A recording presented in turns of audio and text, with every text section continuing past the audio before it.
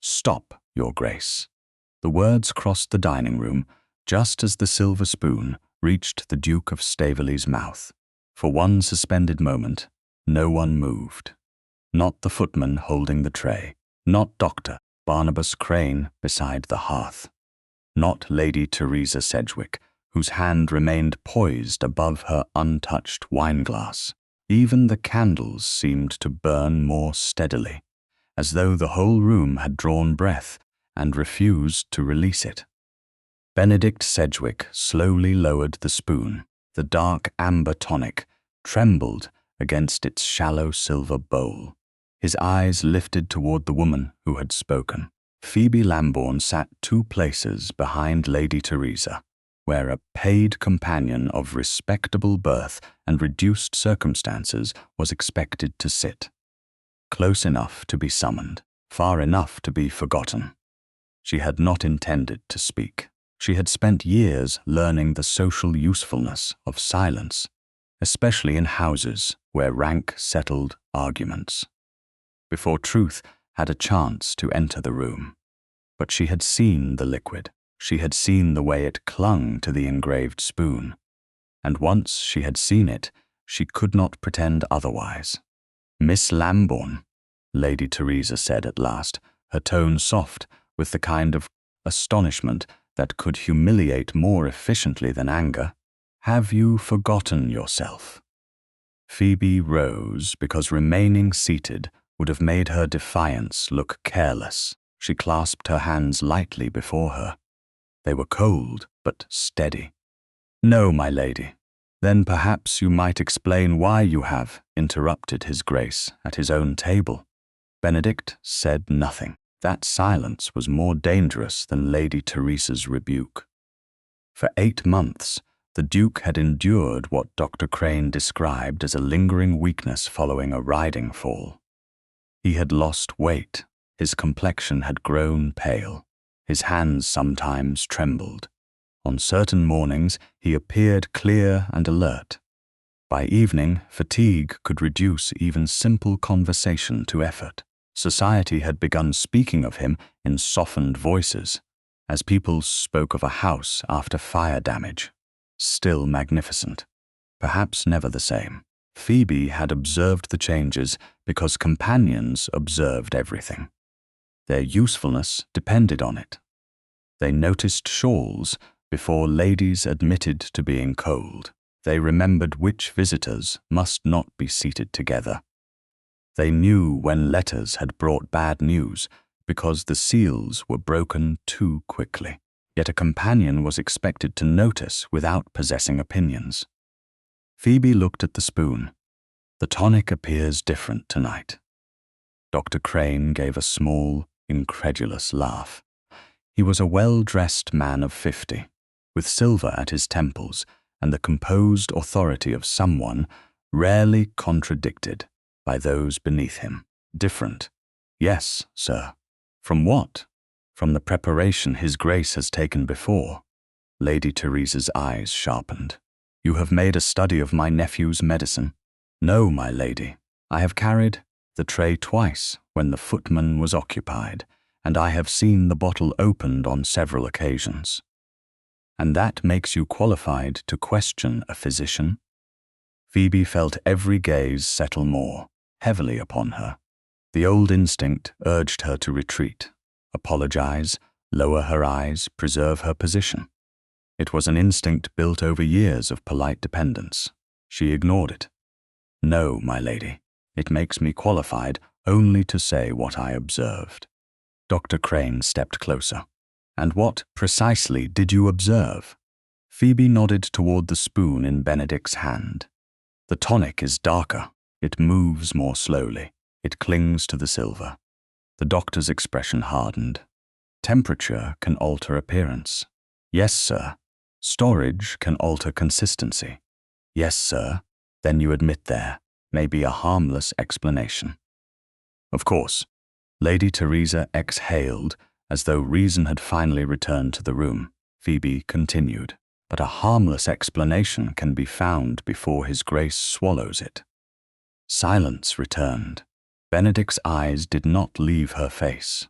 He had the stillness of a man conserving strength, but there was nothing weak in his attention.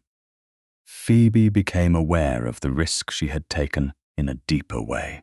A paid companion who embarrassed her employer might lose her place by morning. A woman who challenged a physician could be called foolish. Worse, she could be called ambitious. There were few accusations more dangerous to a respectable, poor gentlewoman than the suggestion that she had inserted herself into the affairs of an unmarried duke for personal advantage. Lady Teresa set down her glass. "Miss Lambourne, this is absurd." Phoebe inclined her head. "It may be." "Then why continue?" Phoebe looked at Benedict. The spoon remained in his hand, inches from the table now. A small engraved letter B caught the candlelight near the handle. She had seen that spoon before. Lady Teresa once mentioned that Benedict had used it as a boy when fever kept him in bed for nearly 2 weeks. It was a family object, harmless, familiar. Perhaps that was why the liquid within it looked so wrong. "Because I could not unsee the difference," Phoebe said. Dr. Crane's mouth tightened. "Your Grace, surely we need not indulge this any further. You require the tonic. Your sleep has been poor, and your pulse was irregular this afternoon." Benedict turned his attention to the doctor. "Was it?" "It was. I remember you saying it was improved." A flick passed across Dr. Crane's face, so brief that another person might have missed it. Phoebe did not. "Improved from yesterday," the physician replied smoothly. "Not normal." Lady Teresa leaned toward her nephew.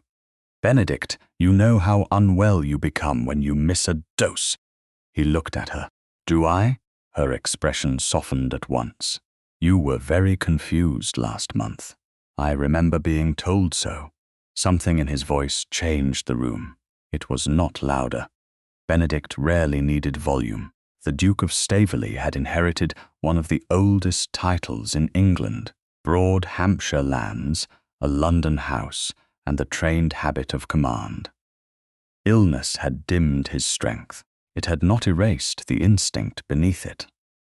Dr. Crane reached for the spoon. "Allow me to prepare another dose." Benedict closed his fingers around the handle before the doctor could touch it. "No." Dr. Crane stopped. Phoebe felt her pulse jump. Benedict examined the tonic again, tilting the silver slightly. The liquid moved with a slow, heavy reluctance.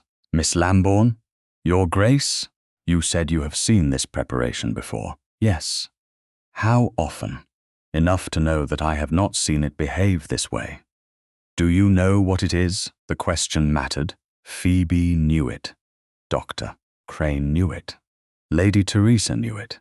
One wrong answer could turn observation into arrogance. "No, Your Grace." Benedict studied her. "You do not know whether it is harmful." "No." "You do not know whether storage caused the difference." "No. And yet you stopped me." Phoebe met his gaze. "Yes." Lady Teresa gave a quiet sound of disbelief. Benedict's expression did not change. "Why?" Phoebe could have offered something graceful. Concern for his health, respect for his person, duty to the household. Instead, she told the truth. "Because one delayed spoon may cost you nothing. One wrong spoon may cost considerably more." The footman lowered his eyes. Lady Teresa went very still. Dr. Crane's face lost its practiced warmth. Benedict looked at Phoebe for a long moment, and she had the strange sensation that he was seeing her fully for the first time. Not as Lady Teresa's companion, not as the apothecary's daughter from a family that had fallen into genteel poverty, not as a woman paid to read letters aloud and remember shawls. Simply as the person who had spoken when everyone else expected her silence. At last, Benedict placed the spoon carefully on the tray. Dr. Crane stepped forward. "Your Grace, I strongly advise against allowing a servant's speculation to interfere with treatment." Phoebe felt the insult. She did not react. Benedict did. His gaze shifted to the doctor. Miss Lambourne is not a servant. I meant no offense. Then you were careless. Dr. Crane colored faintly. Lady Teresa leaned back in her chair. This has gone far enough. Benedict looked at the bottle standing beside the spoon. I agree. For one hopeful second, Lady Teresa relaxed. Then Benedict turned to the housekeeper, who had appeared silently near the door after hearing raised voices. Mrs. Crowley, Your Grace, have the bottle sealed. Dr. Crane stared at him. I beg your pardon? Benedict continued as though he had not spoken. No one is to pour from it. No one is to remove it. It will remain under supervision until I decide what happens next. Lady Teresa's voice sharpened. Benedict, surely you are not indulging this woman's imagination. He looked at his aunt. I am delaying one spoonful. On her word? On my judgment? Phoebe felt something inside her steady. Benedict looked once more at the dark tonic resting in the engraved silver spoon. Then he raised his eyes to Mrs. Crowley. Seal the bottle. No one touches it until I say otherwise. Mrs. Crowley moved first. She crossed the dining room with the calm precision of a woman who had managed Gorsebridge Hall through births, funerals, visits from royalty, and 3 winters when frozen roads delayed half the household provisions. She did not ask whether the Duke was certain. She simply took the bottle from the tray, wrapped it in a clean square of linen, and carried it to the sideboard. Mr. Vale, Benedict said to his valet, who had entered behind her, you will remain with Mrs. Crowley until the bottle is secured. Yes, Your Grace. Dr. Crane's expression tightened. This is entirely unnecessary. Benedict leaned back in his chair. The effort seemed to cost him more than he wished anyone to see, but his voice remained even. Then no harm will come from doing it. Your treatment depends upon regularity. My treatment depends upon knowing what I am taking. Lady Teresa rose.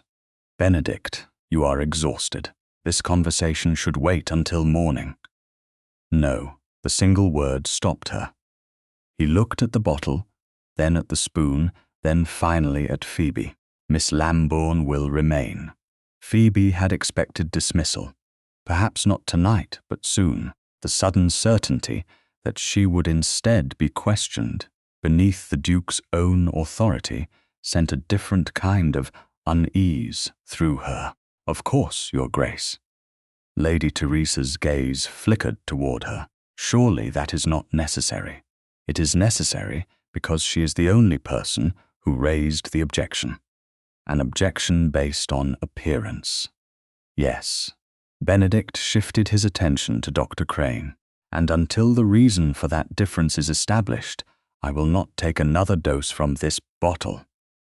Dr. Crane folded his hands behind his back. You are placing considerable weight upon an untrained woman's impression. Phoebe lowered her eyes for one moment, not in submission but in control. Benedict noticed. No, he said. I am placing weight upon a question that has not been answered. The physician's face became still. Then allow me to prepare a fresh dose from another bottle. From where, my case? Is it the same preparation? Yes. Prepared by whom? A pause. By the apothecary who supplies my private practice. Not the apothecary who supplied this bottle. No, but the formula is standard. Benedict's expression altered almost imperceptibly. Then I will wait. Lady Teresa stepped closer. You know what happened the last time you missed a dose. I know what I was told happened. Silence spread again. Phoebe saw something in Lady Teresa's face then. Not fear, not yet. Something smaller. A disturbance squally concealed beneath concern. Benedict continued before anyone else could speak. Send a rider to Winchester tonight. I want a sealed bottle prepared according to the same prescription by the apothecary who supplied my original tonic. No substitutes, no alterations, no second-hand instructions. Dr. Crane inhaled slowly. Your Grace, that may take hours. Then it will take hours. And if your condition worsens, Benedict looked directly at him, you will remain here and observe me. The physician had no answer that did not sound like refusal. Benedict turned to Mrs. Crowley. The bottle will be kept under your supervision and Mr. Vales together. Neither of you is to open it alone. Yes, Your Grace, and no servant is to be questioned, threatened, dismissed, or blamed for carrying a tray. His gaze shifted briefly toward the footman, who stood rigid near the wall. The person who carried the medicine did not necessarily prepare it. The young man's shoulders eased by a fraction. Phoebe felt a quiet surge of respect. Benedict had not yet proven her right. He had simply refused to punish someone weaker because it was convenient. Lady Teresa heard the same thing. Her mouth tightened. This is becoming theatrical. Benedict looked at her. Then let us remove the audience. Within minutes, the dining room emptied. Lady Teresa left only after Benedict assured her that he was not about to collapse from missing one spoonful of medicine. Dr. Crane remained near the hearth, visibly offended by the delay, but too conscious of rank to object further. Mrs. Crowley returned after securing the bottle and announced that a rider was being prepared for Winchester. Benedict rose. For one unguarded second, one hand pressed against the table. Phoebe saw the slight tremor in his fingers. So did Dr. Crane. The physician moved forward at once. Benedict straightened before he could reach him. I can walk. Of course, Dr. Crane said. The words sounded respectful. The tone did not. Benedict ignored it. Miss Lambourne, I wish to speak with you. Yes, Your Grace. Mrs. Crowley will remain. Phoebe understood the courtesy at once. A private interview between an unmarried duke and a paid female companion could become another kind of danger, one made of whispers rather than medicine. Benedict understood that too. They moved to the small morning room beside the library, where a low fire burned despite the mild spring evening. The door remained open. Mrs. Crowley sat near it with her knitting untouched in her lap. Dr. Crane stood outside in the corridor, close enough to be summoned, but not invited to participate. Benedict took a chair opposite Phoebe. For several seconds, he said nothing. Without the dining room table between them, he looked more tired. The candles revealed shadows beneath his eyes and a hollowness along his cheeks that no title could disguise. Yet his attention remained sharp. Your father was an apothecary. Yes, Your Grace. Where? Near Andover. You worked with him. I helped where I was permitted. Meaning? Phoebe chose her words carefully. I cleaned glassware, copied labels, kept household accounts, wrapped powders, and watched him prepare common remedies. I was not trained as a physician. I was not licensed to prescribe. Benedict studied her. You make that distinction often. Because it matters. Most people in this house seem eager to claim certainty. Then one of us should be honest about its limits. For the first time, something almost like amusement touched his face. It vanished quickly, but she saw it. What exactly did you recognize tonight? He asked. Not a substance, a difference. Explain. The tonic you usually receive is lighter. It moves more freely when poured. Tonight's preparation was darker and heavier. It clung to the silver differently. Could temperature cause that? Possibly. Storage? Possibly. Age? Possibly. He leaned back. You are not making your case very strongly. I am not making a case, Your Grace. I am describing what I saw. His eyes remained on hers, and that was enough for you to interrupt me. It was enough for me to ask you to wait. You did not ask. Phoebe almost smiled. No, you ordered me to stop. I believed there was not time for elegant phrasing. That almost smile returned, fainter than before. I see. He looked toward the open door, then back at her. Were you afraid? Phoebe could have lied. Yes. Of me? No. Of Dr. Crane? Not exactly. My aunt. Your aunt has the power to dismiss me. That was not my question. Phoebe paused. I was afraid of being wrong. Benedict's expression changed. Why? Because if I was wrong, I had embarrassed your physician, inconvenienced your household, and exceeded my station in front of everyone. But if I was right and said nothing, the consequences belonged to you. The room grew very quiet. Mrs. Crowley did not move. So you chose the risk that belonged to you, Benedict said, rather than the one that belonged to me. Phoebe looked down briefly. I suppose so. Do not diminish it. The words were gentle but firm. She looked up again. I had no wish to be brave. Most brave people do not. He rubbed one hand over the other, perhaps to ease the tremor. Why did no one else notice? Perhaps they did not know what to look for. And you did. Only enough to hesitate. Benedict's gaze sharpened. That may prove more valuable than certainty.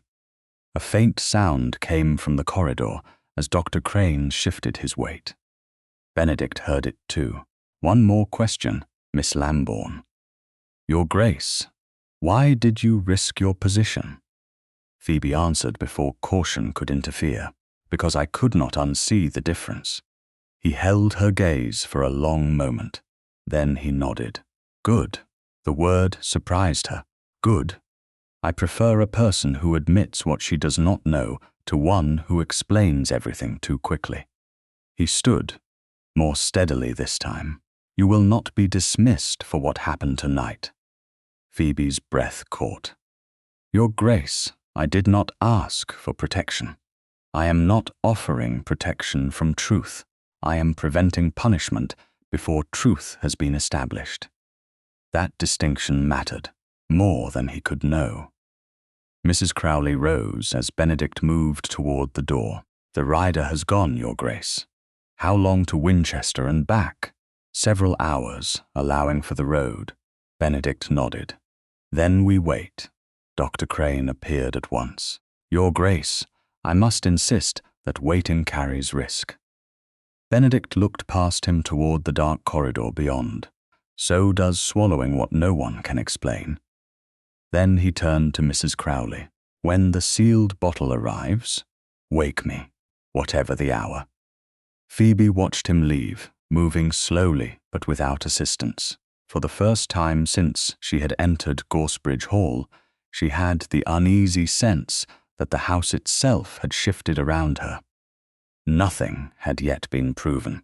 No accusation had been made. No culprit had been named. Yet somewhere between the silver spoon and the sealed bottle, something stronger than suspicion had taken hold. A question, and Benedict Sedgwick, Duke of Staverley, had decided not to let anyone answer it for him. Sewer, the sealed bottle, arrived shortly after sunrise, carried into Gorsebridge Hall by a mud-spattered groom who looked as though he had ridden half the night without once allowing his horse to slow. By then, Benedict had slept little. Phoebe knew because she had heard movement in the corridor before dawn, the measured tread of Mr. Vale, then the lower murmur of Dr. Crane's voice, then silence again. She had slept even less. Every time she closed her eyes, she saw the same image, dark liquid against silver, a spoon suspended inches from the Duke's mouth, her own voice breaking the order of the room. By 7 o'clock, the household had gathered in the morning room under pale spring light. Benedict stood near the long windows, one hand resting on the back of a chair. He looked tired, but there was a clarity in his face that Phoebe had not seen the previous evening. Lady Teresa sat rigidly beside the fire. Dr. Crane remained standing. Mrs. Crowley and Mr. Vale waited near the sideboard, where the suspect bottle had been placed inside a locked mahogany box overnight. The new bottle rested beside it, still wrapped in brown paper and sealed with dark wax, bearing the mark of the Winchester apothecary. Benedict looked at Phoebe. "You said daylight would be better."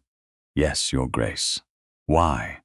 "Because candlelight can deepen amber tones and make a small difference appear greater than it is." Dr. Crane gave a thin smile. "At least Miss Lambourne understands that appearances are unreliable." Phoebe turned toward him. "Which is why I suggested comparison, sir, not conclusion." Benedict's gaze moved from her to the doctor. "Open the sealed bottle." Mrs. Crowley broke the outer paper while Mr. Vale watched. The wax seal underneath was intact. The housekeeper cut the string, removed the stopper, and stepped back. Benedict then looked toward the sideboard. The original bottle. Mr. Vale unlocked the box. A silence settled over the room as the two bottles were placed side by side. They looked almost identical from a distance. Same general shape, similar label, similar dark glass. That, Phoebe realized, was precisely what made the situation so troubling. Familiar things rarely invited scrutiny. Benedict nodded toward the silver service. 2 spoons. Mrs. Crowley selected 2 matching medicine spoons from the tray and laid them on a folded white cloth. Phoebe recognized one immediately. The small engraved bee near the handle caught the morning light. Benedict saw her look at it. "That one has been in the family since I was a child. I remember Lady Teresa mentioning it." Lady Teresa's expression cooled. "I did not realize my companion catalogued every private family conversation." Phoebe lowered her eyes briefly. "I remembered the detail, my lady, nothing more." Benedict said, "Today, remembering may prove useful." Lady Teresa fell silent. Mrs. Crowley poured a measured amount from the sealed Winchester bottle into the first spoon. The liquid was amber, clear enough to catch the daylight along its surface.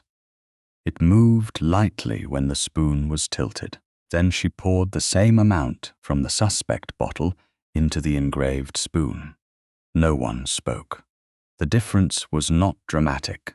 It was worse than dramatic. It was undeniable. The second liquid was darker, thicker. It clung to the silver in a slow film when Mrs. Crowley tilted the spoon.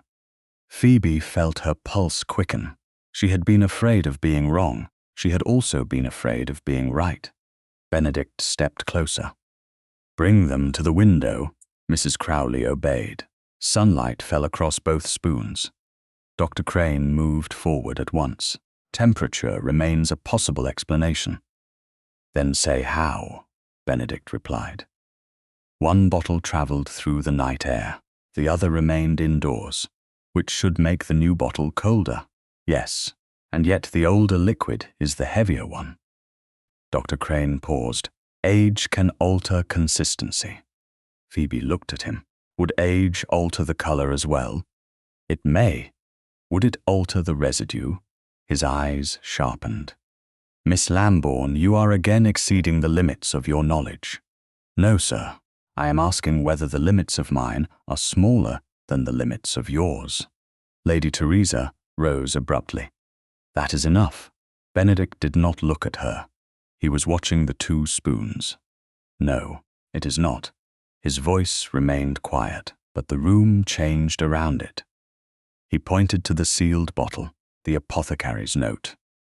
Mrs. Crowley handed over the folded paper that had arrived with the delivery. Benedict broke the seal and read.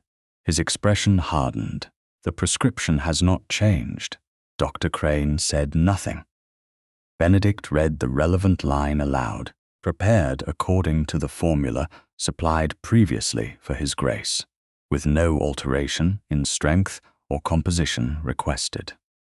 He folded the note, so either the apothecary is lying or this is not the same preparation. Dr. Crane stepped closer to the spoons. There are other possibilities. Name one that explains the bottle, the appearance, and the unchanged prescription. Storage. You have already said that. Because it remains plausible, Phoebe looked again at the two liquids. The darker preparation had left a visible film against the engraved spoon. She felt Benedict's attention shift toward her.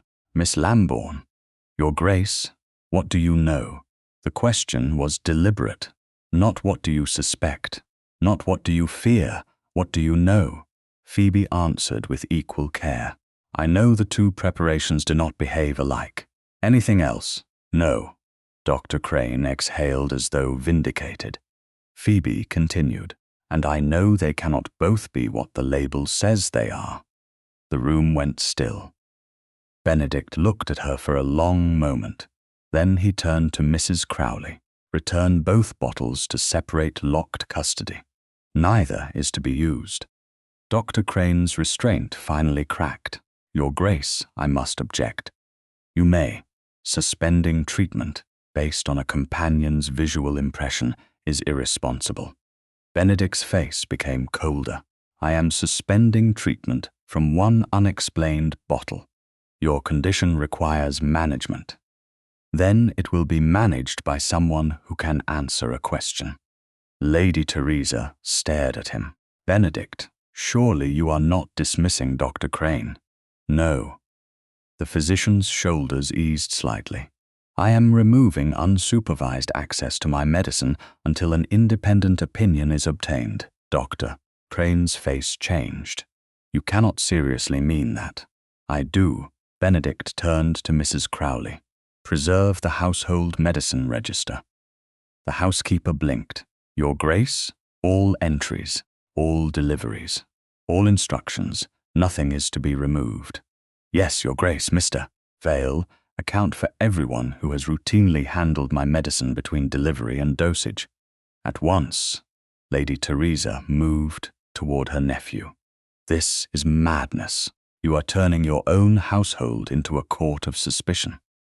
Benedict looked at her. No, I am asking who had access. And when you discover that half the household touched those trays, then half the household will be questioned without being condemned. Phoebe felt something shift inside her. He was not merely defending her. He was defending the right to ask before blaming. That mattered more. Benedict stepped toward the window again, his gaze dropping to the two spoons before Mrs. Crowley removed them. Why did you notice? He asked Phoebe quietly. Your Grace. Everyone else saw me take the same medicine for months. You saw one spoon and stopped me. Phoebe considered the question, because no one else was looking at the spoon. He lifted his eyes to hers. There was no gratitude in his expression. Not yet. Something stronger had begun there. Attention, respect, perhaps even recognition. Then Mr. Vale returned from the corridor with a narrow leather-bound register in his hand. Your Grace. Benedict turned. What is it? The valet opened the book to a marked page. There is an entry I cannot explain. Dr. Crane went very still. Benedict held out his hand. Mr. Vale gave him the register. Benedict read once, then again. His face lost what little color it had regained.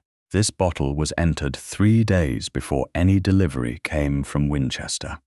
Phoebe looked at the two medicines on the white cloth. One authentic, one unexplained. The morning light made their difference impossible to deny. Benedict closed the register. Then we are no longer asking whether the tonic changed. His voice was quiet enough to make everyone listen harder. We are asking who put another bottle into my house. The register remained open in Benedict's hands while no one in the morning room spoke. The single unexplained entry seemed almost harmless on the page. A date, a quantity, a notation in the same careful hand used for ordinary household supplies. Yet the bottle recorded there had appeared 3 days before any delivery came from Winchester, and no one present could explain where it had come from. Benedict read the line once more, then closed the book. Mrs. Crowley, who normally makes these entries. I do, Your Grace, or my assistant, when I am occupied elsewhere. Did you make this one? The housekeeper hesitated. I cannot say with certainty. Dr. Crane gave a restrained sigh. There are dozens of innocent explanations, an incorrect date, a delayed invoice, a bottle sent through another supplier. Benedict turned toward him. Then one of those explanations should be easy to establish. Of course. Good. Establish it. The physician's face tightened. Benedict handed the register back to Mr. Vale. No one alters a page. No one tears one out. No new entry is added without Mrs. Crowley present. Yes, Your Grace. Lady Teresa rose from her chair. You are allowing one strange bottle to turn everyone in this house against one another. Benedict looked tired, but the tiredness no longer seemed to weaken his attention. It sharpened it. No, I am asking where the bottle came from. And if there is no sinister answer, then I will be relieved. You do not sound relieved, because no one has answered me yet. Phoebe watched Lady Teresa's. Fingers tightened around the back of her chair. The movement lasted only a second. Then her composure returned. You should rest. Benedict's gaze held hers. I have rested for 8 months. Something cold entered the silence. Lady Teresa lowered her voice. Because you were ill, perhaps. He turned away before she could answer. The meeting is over. By noon, the 2 bottles had been locked separately, the medicine register secured, and a letter dispatched requesting an independent medical opinion. Dr. Crane remained at Gorsebridge Hall, but no longer entered Benedict's rooms alone. Lady Teresa called the arrangement insulting. Benedict called it temporary.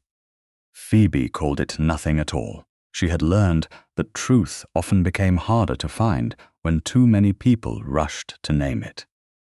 3 days passed. Nothing dramatic happened. Benedict did not suddenly recover. His hands still trembled at times. He still tired after climbing the broad staircase. He still paused before standing too quickly, as though his body had become a country whose roads he no longer fully trusted. Yet small differences emerged. On the first morning, he came down to breakfast before Dr. Crane arrived. On the second, he read his own correspondence, instead of allowing Lady Teresa to summarize it. On the third, he rejected the broth sent to his room and requested eggs, toast, and coffee. These were not miracles. They were choices. Phoebe noticed because that was what she did. She noticed the way Mr. Vale stopped reaching automatically for Benedict's chair before he sat. She noticed that Benedict asked for estate reports that had not crossed his desk in months. She noticed Lady Teresa beginning sentences with, "You are not strong enough," and Benedict answering, "I will decide." On the 4th morning, he found Phoebe in the small passage beyond the breakfast room, carrying a bundle of letters for Lady Teresa. Miss Lambourne. She stopped. "Your Grace, walk with me." The request surprised her. "Now, unless your duties forbid it." "They do not." "Then come." The south terrace lay under a pale spring sky. Gravel crunched beneath their steps. Yew hedges bordered the path, dark and clipped, and beyond them the Hampshire fields rolled toward the horizon in soft green folds. Benedict moved slowly. Phoebe adjusted her pace without appearing to do so. For several minutes, neither spoke. "You are watching me," he said at last. "I am walking beside you." That was not a denial. "No." He glanced at her. "What do you see?" Phoebe considered the safest answer and discarded it. "You are steadier than you were 3 days ago." "Anything else?" "You are annoyed that everyone notices." A faint smile touched his mouth. "Better. Your hands still shake." The smile vanished, though not with offense. He looked down at them. Yes, less than before. You remember? I remember many things. So I have discovered. They walked another few yards. Benedict stopped beside a stone balustrade and rested one hand upon it. The gesture was natural enough that another person might not have recognized necessity in it. Phoebe did. She also noticed he had chosen to stop before his weakness forced him to. For months, he said, people have told me what I remember, what I forget, what I should eat, when I should sleep, whom I should see. Phoebe remained silent. My aunt answered letters in my name when I was too tired to read them. Crane told me confusion was part of my condition. Vale helped me dress on mornings when my hands would not obey me. His gaze went toward the distant fields. Eventually, everyone began speaking around me as though I were an absence with a title. The words carried no self-pity. That made them heavier, Phoebe said. Then perhaps recovery begins with answering for yourself. Benedict turned toward her. You make it sound simple. It is simple, not easy, no. A breath that was almost laughter escaped him. You have a habit of making uncomfortable distinctions. My father said confusion begins when people use one word for two different things. Your father sounds inconvenient. He often was. They resumed walking. Benedict's pace was slower now, but he did not apologize for it. You do not pity me, he said. Would you like me to? No. Then we have avoided one difficulty. He looked at her again, and something warmer passed between them. Not intimacy, not yet. Recognition, perhaps. Two people who had each learned what it meant to be spoken for in different ways. The moment ended when Mr. Vale appeared at the terrace door, carrying the medicine register. His face told Phoebe there was news. Your Grace, forgive me. Benedict straightened. What is it? Mrs. Crowley and I compared the household entries with the Winchester delivery notes that remain on file. He opened the register to the marked page. The unexplained bottle was entered on the 12th. Yes, the previous authorized delivery arrived on the 7th. The next came on the 15th. Benedict looked at the dates. So the bottle recorded on the 12th did not come from Winchester. Not according to the surviving delivery notes. Phoebe moved closer, careful not to touch the book. Was anything else entered that day? Mr. Vale scanned the page. No, Benedict asked. Who was in the house? The valet hesitated. Most of the household, Your Grace. That is not what I asked. Mr. Vale's expression changed. Dr. Crane visited on the 10th. Silence fell. Benedict looked at him. Unscheduled? Yes, Your Grace. Why? I do not know. Was I ill? You were said to be fatigued. Benedict's jaw tightened. I was always said to be fatigued. Phoebe looked at the page again. One unofficial visit. 2 days later, one unexplained bottle. Not proof. Not enough to accuse anyone. But it was no longer merely strange. It was a pattern beginning to form. Benedict closed the register himself. Find every unscheduled visit Dr. Crane made during the last 8 months. Mr. Vale nodded. Yes, Your Grace. And every unexplained bottle entry. At once. The valet left. Benedict remained still for several seconds. Phoebe could see the effort it took him not to race ahead of the evidence. You are thinking something, he said. So are you. I asked first. She looked at him. One visit and one bottle prove very little, but they prove enough to ask the next question. His eyes narrowed slightly. Which is? Phoebe looked back toward the house, where Dr. Crane had spent 8 months entering rooms no one thought to question. Whether this happened only once. Benedict said nothing. He looked down at the register in his hand, then toward the terrace door. When he finally spoke, his voice was quiet. It did not. Phoebe turned to him. How can you know that? He stared at the house as though seeing its walls differently.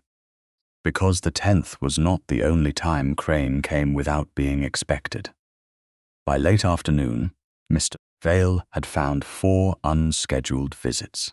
The first had taken place in January, the second in February, the third in March. The fourth was the visit from 5 days earlier, the one that had preceded the unexplained bottle entry by 2 days. Each visit had been recorded in the household diary only because the front door had opened, a servant had taken Dr. Crane's coat, or the stable had logged his horse. None had appeared in the regular medical schedule. None had been accompanied by a written change in Benedict's prescription. Phoebe stood beside the long library table while Mr. Vale read the dates aloud. Benedict sat opposite him with the medicine register closed beneath one hand. The tremor in that hand was slight. It was still there. Yet Phoebe could not help noticing that he no longer hid it beneath the table. January 21st, Mr. Vale said. February 9th. March 3rd. April 10th. Benedict looked at Dr. Crane, who stood near the bookshelves with his arms folded. You remember these visits? Some of them. Which ones? I would need to consult my own records. You have had hours to do so, Doctor. Crane's jaw tightened. My practice is extensive, and my house has apparently been more convenient than your memory. Lady Teresa, seated near the fire, spoke before the doctor could answer. Benedict, there is no need to insult him. I asked a question. You accused him of evasiveness. I observed it. Phoebe looked down before anyone noticed how much that answer affected her. Benedict had learned from her, though perhaps he did not know it. Observation before accusation. Fact before conclusion. It was a small thing, yet in a house where so many people had spoken over him for months, the change felt almost radical. Mr. Vale opened another slim book. There is more, Your Grace. Benedict looked at him. Go on. I compared the unscheduled visits with the worst days noted in my own attendance records. Dr. Crane immediately straightened. You kept medical observations? No, sir. I kept household notes. When His Grace required assistance dressing, when meals were taken upstairs, when correspondence was postponed, and when he could not attend estate meetings. Benedict's expression hardened, though not at the valet. Read them. Mr. Vale hesitated. Your Grace, read them. The valet glanced down. January 22nd. Severe weakness. Confusion after breakfast. February 10th. Hands unsteady. Remained in bed until noon. March 4th. Could not sign letters with confidence. April 11th. Slept through most of the morning and remembered little of the previous evening. Silence settled across the library. The dates were not identical to Dr. Crane's visits. They were worse. They came one day later. Phoebe felt a cold awareness move through her. Still not proof, but no longer coincidence easily dismissed. Benedict asked, Were those my only bad days? No, Your Grace. Were they among the worst? Mr. Vale swallowed. Yes. Lady Teresa rose. This is becoming intolerable. You are turning ordinary illness into conspiracy. Benedict did not look at her. I have not used that word. You do not need to. Dr. Crane stepped forward. Your Grace, fluctuations are common in prolonged weakness. Fatigue, poor digestive disturbance, nervous strain, all may produce exactly what your valet has described. Phoebe spoke before she intended to. Then the visits are still worth explaining. Dr. Crane turned toward her. Miss Lambourne, no one asked you. Benedict's gaze shifted to him. I did. The physician's face changed. Benedict continued. She is correct. If the pattern is innocent, explanation will make it so. Dr. Crane drew a measured breath. Then, allow me to retrieve my records from Winchester. Do that. Benedict looked at Mr. Vale. Anything else? The valet hesitated again. One thing. He glanced toward Phoebe, then back to the Duke. A footman, Daniel Reed, has been accused of confusing bottles during service. Phoebe's head lifted. Lady Teresa answered too quickly. Not accused, merely questioned. By whom? Benedict asked. By me, she said. Someone must have carried the trays. Carrying is not preparing. A careless servant may still make an error. Phoebe felt heat rise behind her ribs. She knew Daniel Reed, 20 years old, quiet, eager to please. The sort of servant who apologized when someone else stepped on his shoe. Did he open the bottles? She asked. Lady Teresa looked at her. This is a family matter. Then why blame a footman? I did not blame him. You just said he may have made an error. The room went still. Phoebe knew she had crossed another line. This time, she did not regret it. Lady Teresa's voice became soft. You are becoming very bold, Miss Lambourne. Phoebe held her gaze. No, my lady. I am becoming very precise. Benedict looked down, and Phoebe thought for one impossible second that he might be hiding a smile. It vanished before she could be certain. Bring Daniel here, he said. The young footman arrived 10 minutes later, looking pale enough to faint. He stood near the door, twisting his fingers behind his back. Benedict did not raise his voice. Did you ever prepare my medicine? Did you open the bottles? No, Your Grace. Did you measure the tonic? No. What did you do? I carried the tray when told. By whom? Daniel swallowed. Mrs. Crowley sometimes. Mr. Vale once or twice. Lady Teresa's maid on 2 evenings. Lady Teresa stiffened. My maid? Yes, my lady. That is absurd. Daniel looked terrified. Phoebe stepped in, before the fear could silence him. He is not accusing her. Lady Teresa snapped. You will not instruct me how to understand my own servants. Then let him finish. Benedict's voice cut through the room. Daniel looked at him. I was given the tray, Your Grace. That is all. Did you ever see a bottle opened before it reached me? Once. Dr. Crane moved slightly, so slightly that only someone watching him might have noticed. Phoebe did. Benedict asked, By whom? Daniel looked toward the floor. I do not know. You saw someone but do not know who. No, Your Grace. The stillroom door was partly closed. I heard voices. When I entered, the bottle was already open. Whose voices? Daniel's throat moved. A man and a woman. Lady Teresa laughed once, without amusement. That describes half the household. Phoebe looked at Benedict. He was watching Daniel, not his aunt. When was this? I cannot remember the date. Benedict nodded. That is acceptable. Think about it. Do not guess. The boy looked surprised. Yes, Your Grace. Benedict dismissed him with instructions that no one was to threaten, punish, or question him privately. When the door closed, Lady Teresa said, You are indulging him.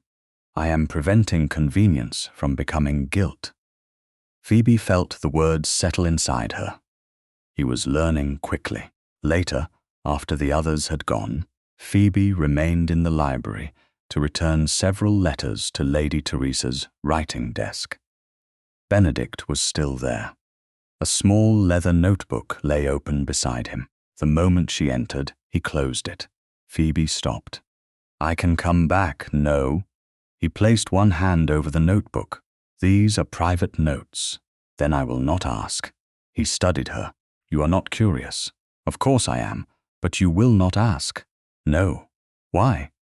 Phoebe set the letters down. Because curiosity is not permission. Something changed in his face. He looked away first. You may be the first person in months who understands that. She did not answer. The silence was too honest to disturb. At last he said, I wrote down the worst days. Phoebe's eyes moved to the notebook, then back to him. You do not have to show me. I know. That mattered. He opened the book again, but kept it angled toward himself. I started after I forgot an estate conversation I had conducted the day before. Then I wrote only when something felt wrong enough that I feared I would later be told it had not happened as I remembered. Phoebe felt a tightness in her chest. And did that happen? Yes. He looked at the page. More than once, before she could respond, Mr. Vale appeared in the doorway. Your Grace. Benedict closed the notebook. What is it? Mrs. Crowley remembered something. On several of the evenings when you became unusually confused, Dr. Crane had visited privately. Lady Teresa dismissed the ordinary servants early. Benedict went very still. Phoebe looked at the closed notebook beneath his hand. The unscheduled visits, the unexplained bottles, the worst mornings, the same names appearing near the same dates, still not proof. But the pattern had deepened. Benedict looked at Phoebe. You were right about one thing. Which thing? We have enough to ask the next question. His hand tightened over the notebook. Now I want to know how many decisions were made in this house while I was too unwell to remember them. By the next morning, the question had already escaped the library. No one announced it. No servant carried it from room to room. Yet Gorsebridge Hall had the altered atmosphere of a house where everyone knew something had changed and no one dared ask what. Doors closed more softly.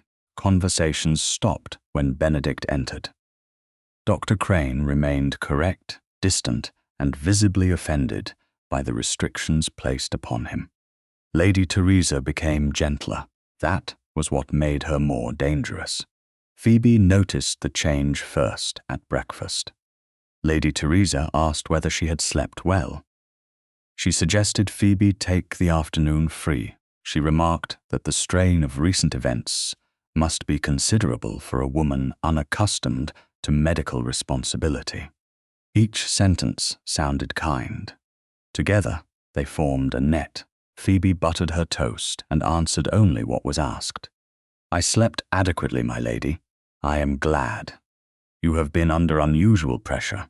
Yes, and perhaps unusual influence. Phoebe looked up. Lady Teresa smiled. Surely you understand my concern. You are a companion, not a nurse, physician, or relation. Yet somehow you now stand at the center of my nephew's treatment. I stopped one. Spoon, my lady, and since then, the entire household has rearranged itself around your suspicion.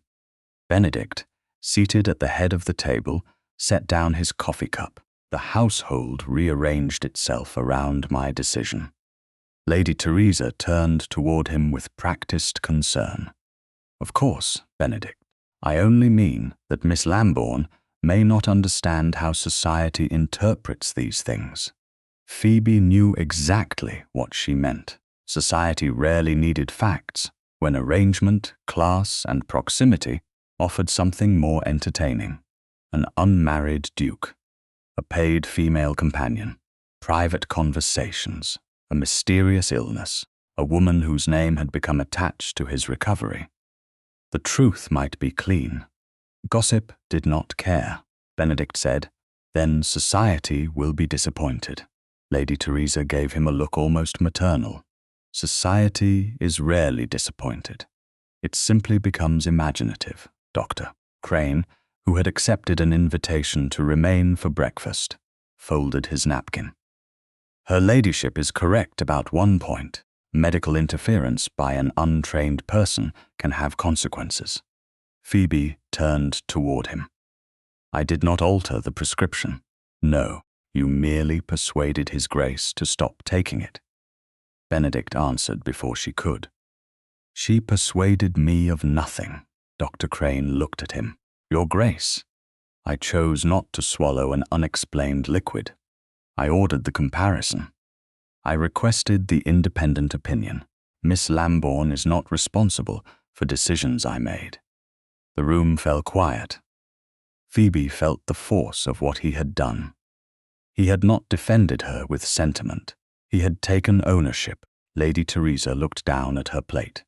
You cannot command whispers away. No, Benedict said, but I can refuse to give them my cowardice. His words landed harder than raised anger would have. Dr. Crane shifted in his chair. Lady Teresa's expression remained composed. Then, I hope the county understands the distinction as finely as you do. Phoebe knew a warning when she heard one. The annual archery fete was only 2 days away. Invitations had gone out weeks earlier. Half the county would arrive at Gorsebridge Hall, expecting music, targets on the south lawn, tables beneath, striped awnings, and the chance to observe the Duke, who had been absent from society for months. Lady Teresa had refused to cancel it. Now Phoebe understood why. A rumour needed witnesses. A scandal needed respectable mouths. Later that morning, the Independent Apothecary's written response arrived from Winchester. Benedict read it in the library with Phoebe, Mr. Vale, Mrs. Crowley, and Dr. Crane present. The note was brief. The prescribed tonic had not been altered. No change in strength or composition had been authorized. No extra bottle had been supplied on the unexplained date. Dr. Crane read the note once and handed it back. That proves only that another source may have prepared the same formula. Phoebe asked, was another source authorized to do so? Not by me. Benedict's eyes narrowed. Then by whom? I cannot answer for every delivery made to this house. You were my physician. I remain your physician. Then perhaps you can answer for the medicine taken under your direction, Doctor. Crane's restraint showed its first true crack. You speak as though I have done something improper. I speak as though I still do not know what was in the bottle. The doctor rose. And Miss Lambourne does. Phoebe stayed seated. No. Yet somehow her uncertainty is treated as wisdom, while my professional judgment is treated as suspicion. Because I have not asked anyone to swallow my uncertainty. The silence after that was immediate.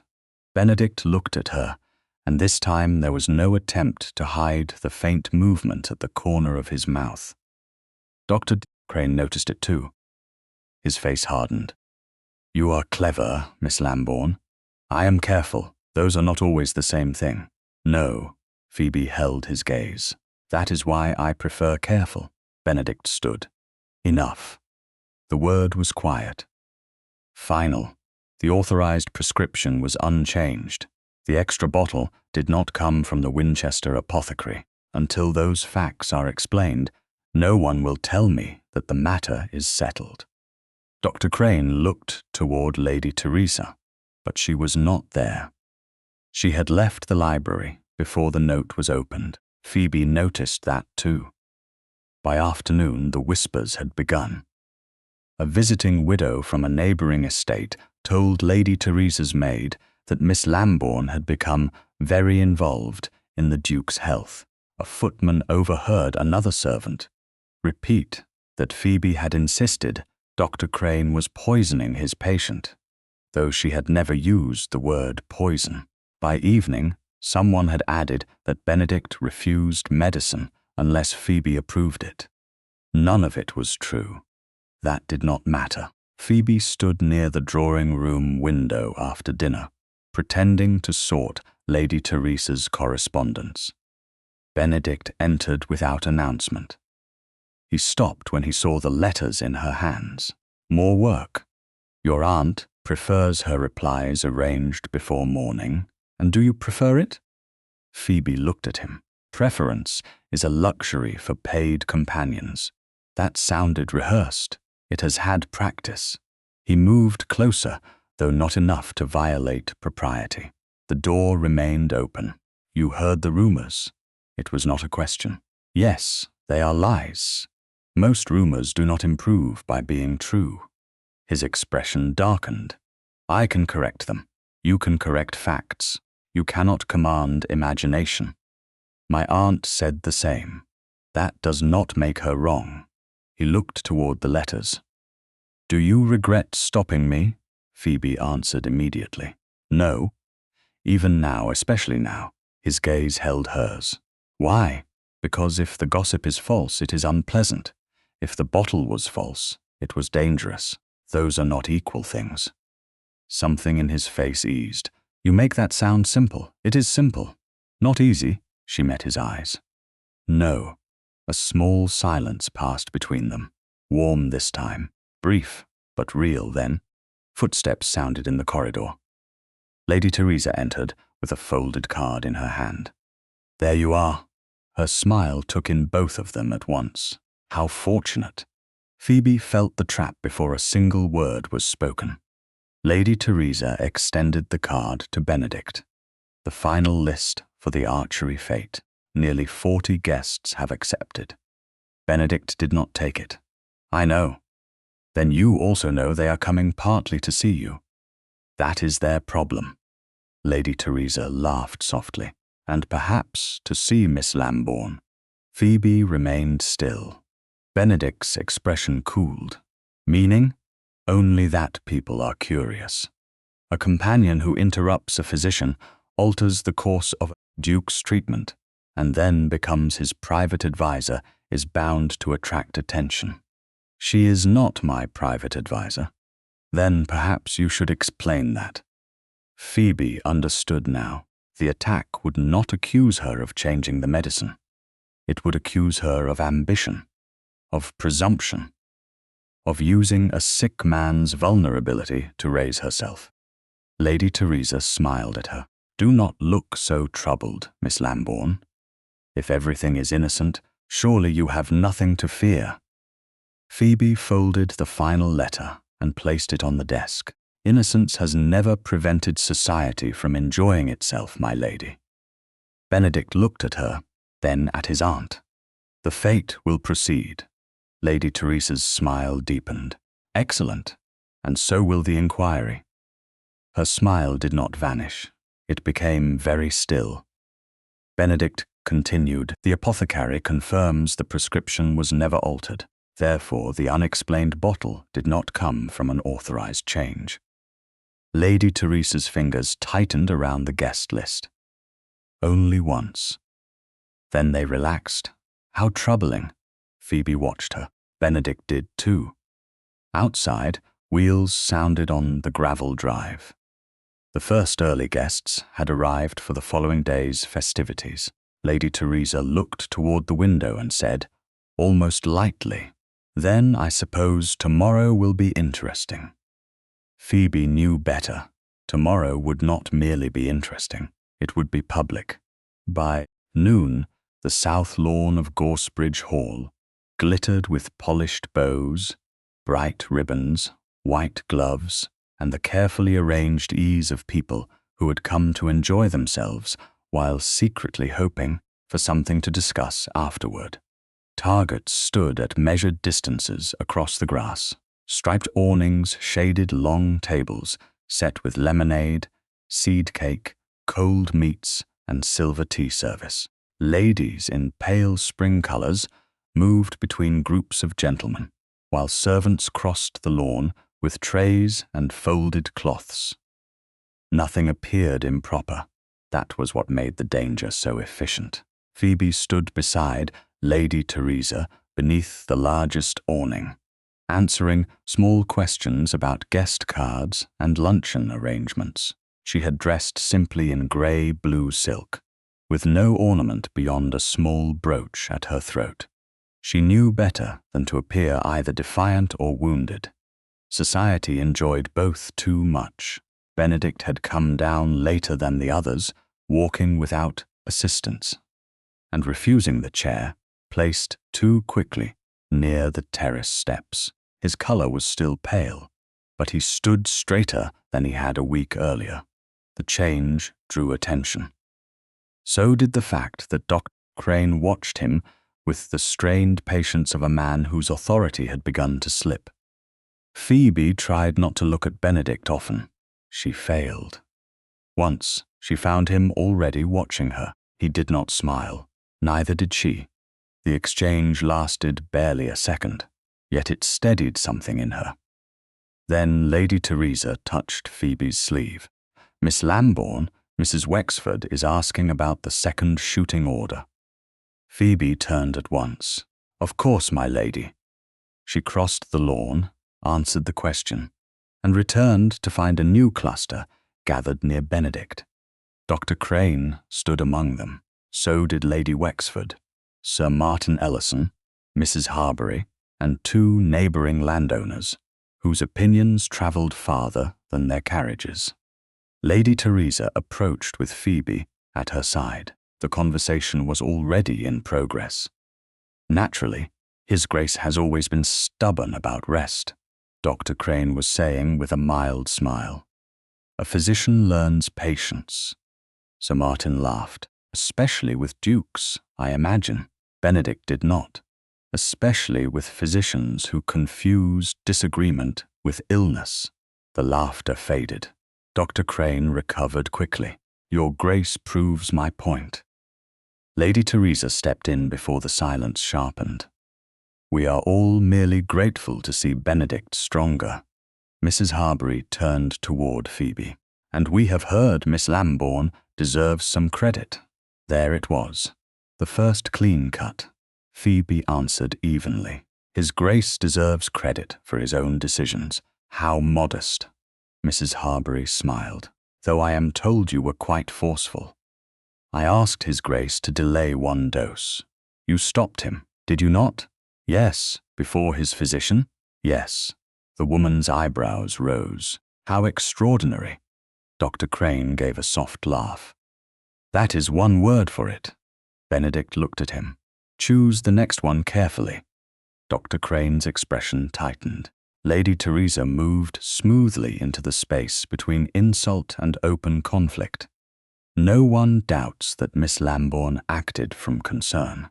The question is whether concern should outrank training. Phoebe knew the attack had begun. Not accusation. Not yet.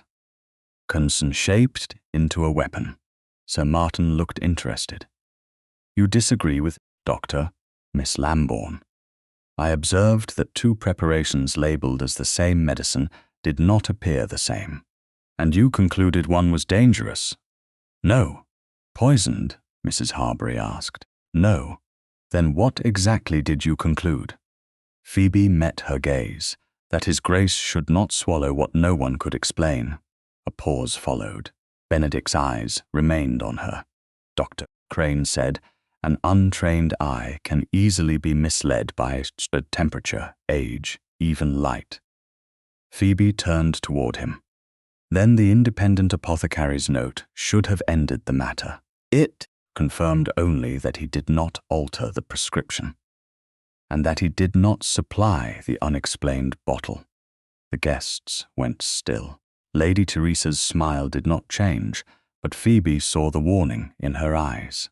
Dr. Crane answered slowly. Again, Miss Lambourne, you are inserting yourself into a matter of medical judgment. Benedict spoke before Phoebe could. No. She is repeating facts.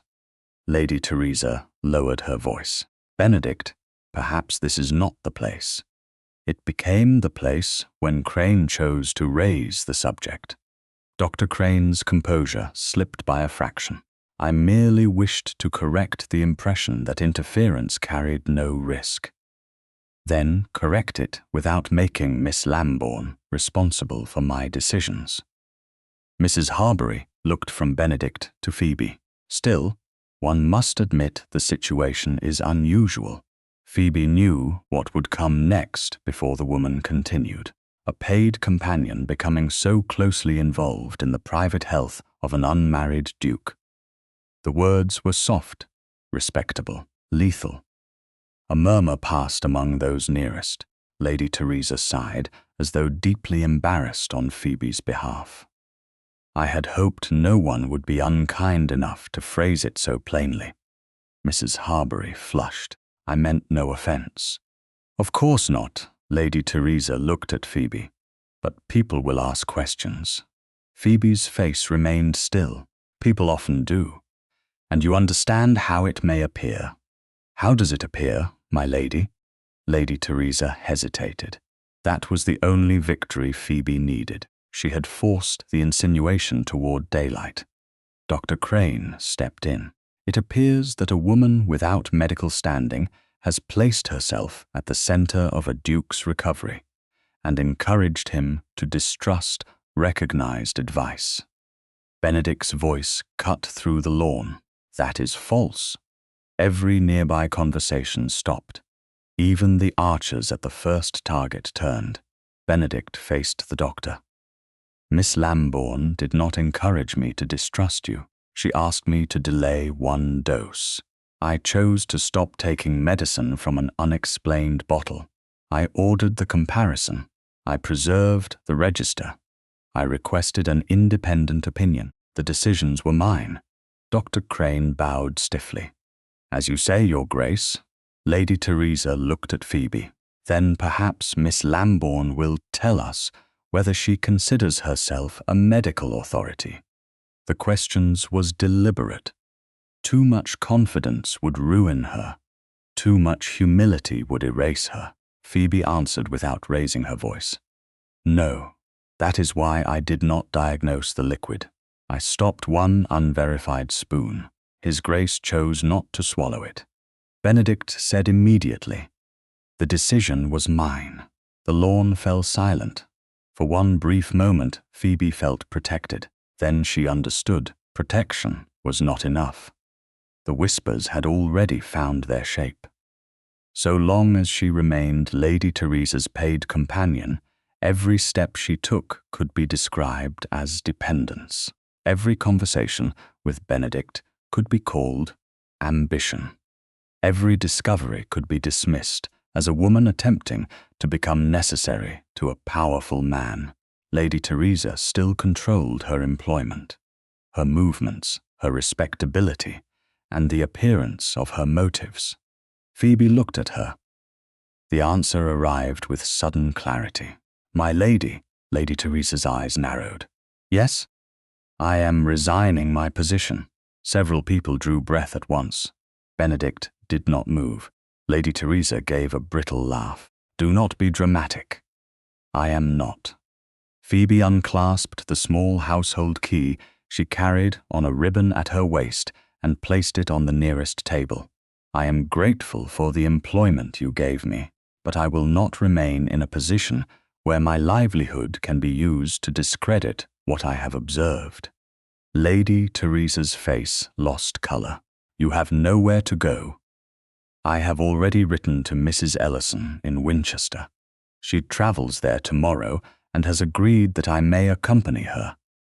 Sir Martin blinked. His widowed sister standing nearby gave Phoebe one quiet nod. Benedict looked at Phoebe.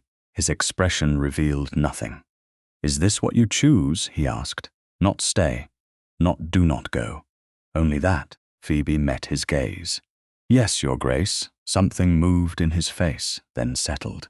"Then I will not stop you." Lady Teresa stared at him. "Benedict." He ignored her. "You will have every reference you are owed, Miss Lambourne." Phoebe's throat tightened, but her voice did not. "Thank you." He held her gaze for one more second. "And if you continue the inquiry." "I intend to." That caused another murmur. Phoebe continued before anyone could speak. "The authorized apothecary knows what he supplied. I intend to ask what he did not." Benedict almost smiled, then asked carefully, "I always do." The warmth between them lasted only a moment, but it was enough. Lady Teresa turned away as though dismissing the scene. Phoebe knew better. The villain had lost control of her employment. That made her more dangerous, not less. By evening, the story would travel across the county. A companion had challenged a physician. A duke had defended her. She had resigned publicly. Some would call it courage, others would call it strategy. Phoebe no longer cared which version society preferred. For the first time since entering Gorsebridge Hall, her next movement belonged entirely to her. The following morning, as her carriage turned toward Winchester, she carried no title, no patronage, and no promise of protection. only a question. By afternoon, that question would become proof. Several bottles recorded at Gorsebridge Hall had never been supplied by the authorized apothecary at all. Winchester was less than 30 miles from Gorsebridge Hall. But by the time Phoebe arrived, the distance felt greater than any road could measure. She had left Lady Teresa's service in full view of half the county. By evening, there would be several versions of why. In one, she had been dismissed. In another, she had trapped the Duke into defending her and fled before the truth emerged. In a third, she was already secretly promised to him. Society rarely suffered from lack of imagination. Phoebe intended to suffer from lack of evidence no longer. Mrs. Ellison, the widowed sister of Sir Martin, had kept her word and given Phoebe respectable accompaniment to Winchester. She asked no intrusive questions during the journey. That kindness was more valuable than sympathy. By late morning, they stood before the narrow premises of Mr. Holden, the apothecary, whose seal had marked the authentic bottle sent to Gorsebridge Hall. The shop smelled of dried herbs, wax, clean glass, and something bitter Phoebe could not immediately name. Shelves rose behind the counter in orderly rows. Blue and green bottles caught the daylight from the front window. Mr. Holden was a spare man with grey whiskers, and the cautious manner of someone accustomed to answering only what had been properly asked. Phoebe liked him at once. "Miss Lambourne," he said after, reading Benedict's letter of introduction, "I understand there has been some questions concerning His Grace's tonic." "There has, and you wish to know what I supplied." "Yes, but more importantly, what you did not." His eyes sharpened. Mrs. Ellison sat discreetly near the window with a book open in her lap, near enough to satisfy propriety and far enough to allow the conversation to proceed without awkwardness. Mr. Holden folded Benedict's letter and set it aside. "Ask your question." Phoebe placed a copied list of dates on the counter. "How many bottles of the prescribed tonic did you send to Gorsebridge Hall between January and this week?" The apothecary did not answer from memory. He turned, unlocked a ledger drawer, and removed a thick volume bound in worn calfskin. Phoebe watched in silence as he found the relevant account. There was something reassuring about the slowness of it. No performance, no urgency designed to impress, only pages, entries, dates, and quantities. "January 7th, he said. 1 bottle. Phoebe checked the household copy she had made before leaving. Yes, February 2nd, 1 bottle. Yes, February 23rd, 1 bottle. Yes, March 17th, 1 bottle. Phoebe stopped. Mr. Holden looked again. "No, nothing sent by private messenger. No, no," he continued. "April 5th, 1 bottle." Phoebe's pulse began to climb. She turned to the Gorsebridge dates in her notes. There were extra household entries. More than one. "Mr. Holden, would you examine these dates?" She slid the page toward him. These were entered in the household medicine register. He read them once, then again. "I did not supply bottles on these dates." Phoebe felt the room become very still. "Are you certain?" "I keep delivery records because certainty is preferable to memory." It was a sentence her father would have admired. Phoebe pointed to one entry. January 23rd. No. March 12th. No. April 12th. No. Yet each was recorded at Gorsebridge Hall as if it belonged to His Grace's treatment, Mr. Holden closed the ledger halfway. Then someone else supplied them.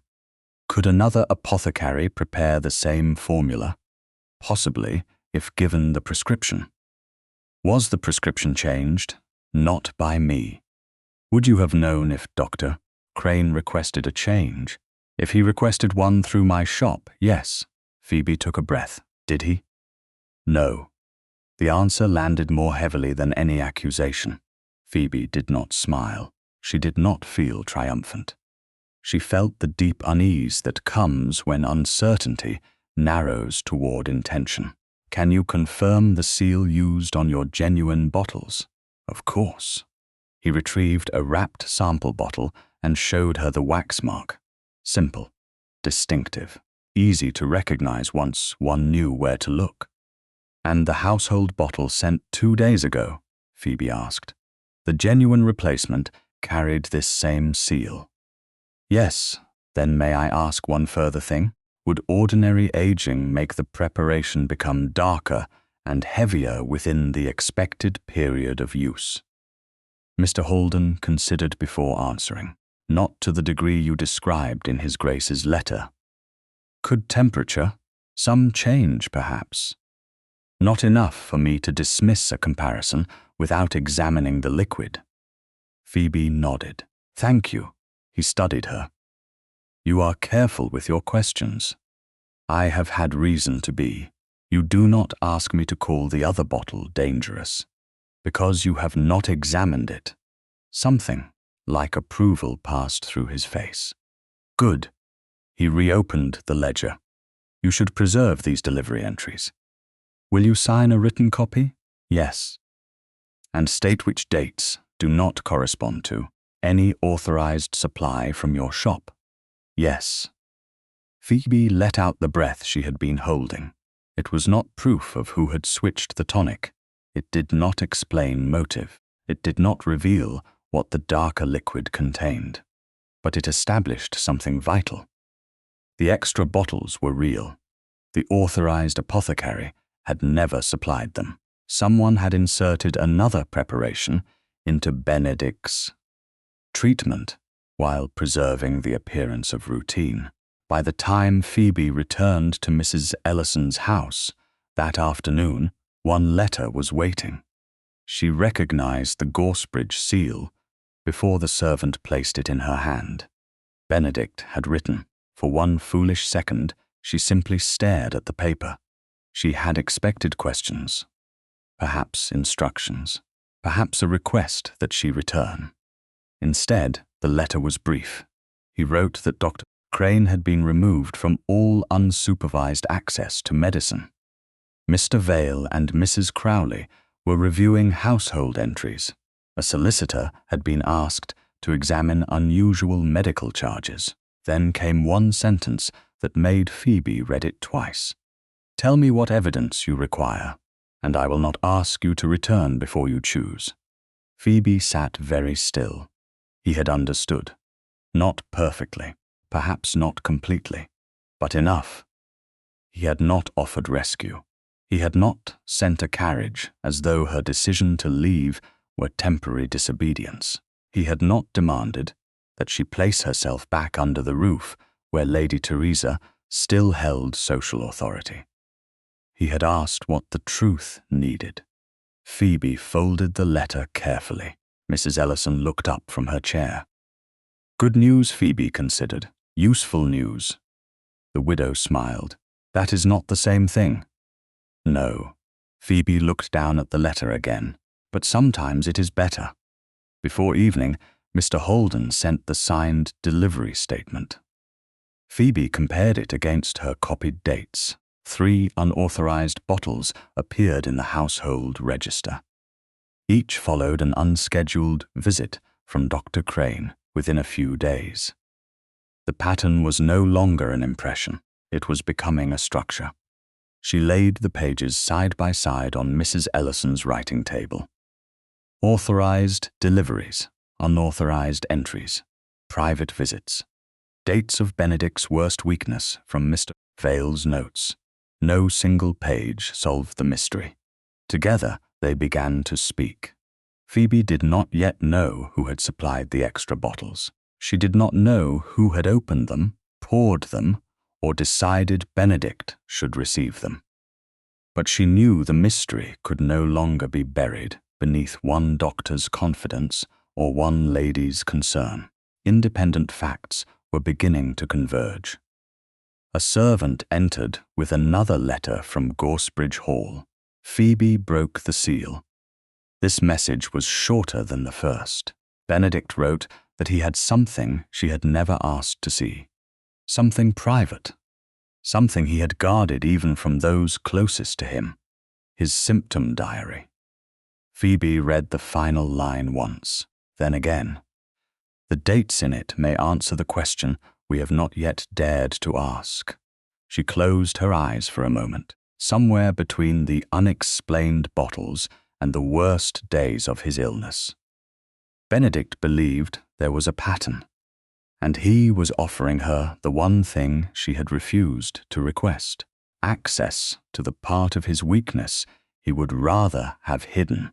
Benedict arrived in Winchester the following morning without ceremony, though no duke could truly arrive anywhere without being noticed. His carriage stopped before Mrs. Ellison's townhouse shortly after 11, and within minutes, 2 servants across the street had found reasons to look out their windows. Phoebe saw none of that. She stood in the drawing room with Benedict's second letter folded inside her hand and waited for the man who had chosen to bring her the one thing she had never asked to see. Mrs. Ellison remained near the window with her embroidery, providing the propriety society required and the discretion kindness allowed. When Benedict entered, Phoebe saw at once that the journey had tired him. His face was pale. The shadows beneath his eyes were deeper than they had been at Gorsebridge Hall, yet he walked without assistance, and there was a steadiness in his attention that had not existed when she first stopped his medicine. Mr. Vale followed, carrying a small leather case. Benedict greeted Mrs. Ellison, thanked her for receiving him, and then looked at Phoebe. "You came, so did you."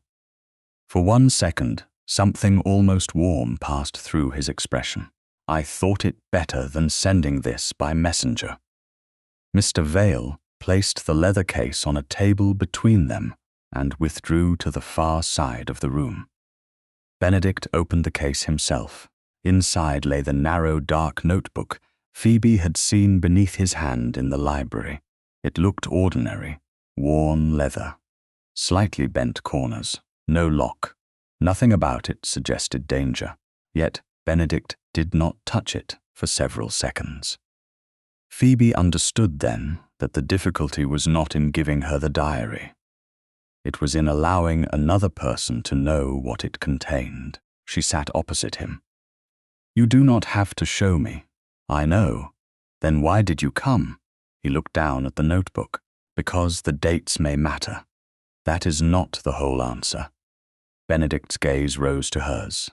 Most women in Phoebe's position would have apologized for pressing. She did not. Neither did he seem offended. "No," he said. "It is not." Mrs. Ellison's needle moved quietly through cloth near the window. The room smelled faintly of lavender polish and coal smoke. Benedict rested his hand on the diary. "I began keeping these notes after I forgot an estate conversation." Phoebe said nothing. I had spoken with my steward for nearly an hour. We discussed tenant repairs, drainage, and winter stores.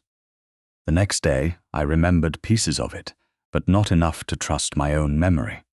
My aunt said I had become confused. Crane said it was part of my weakness. His thumb moved once along the worn edge of the leather, so I began writing things down. "For yourself?" "Yes, not for a physician." "No, then it is yours."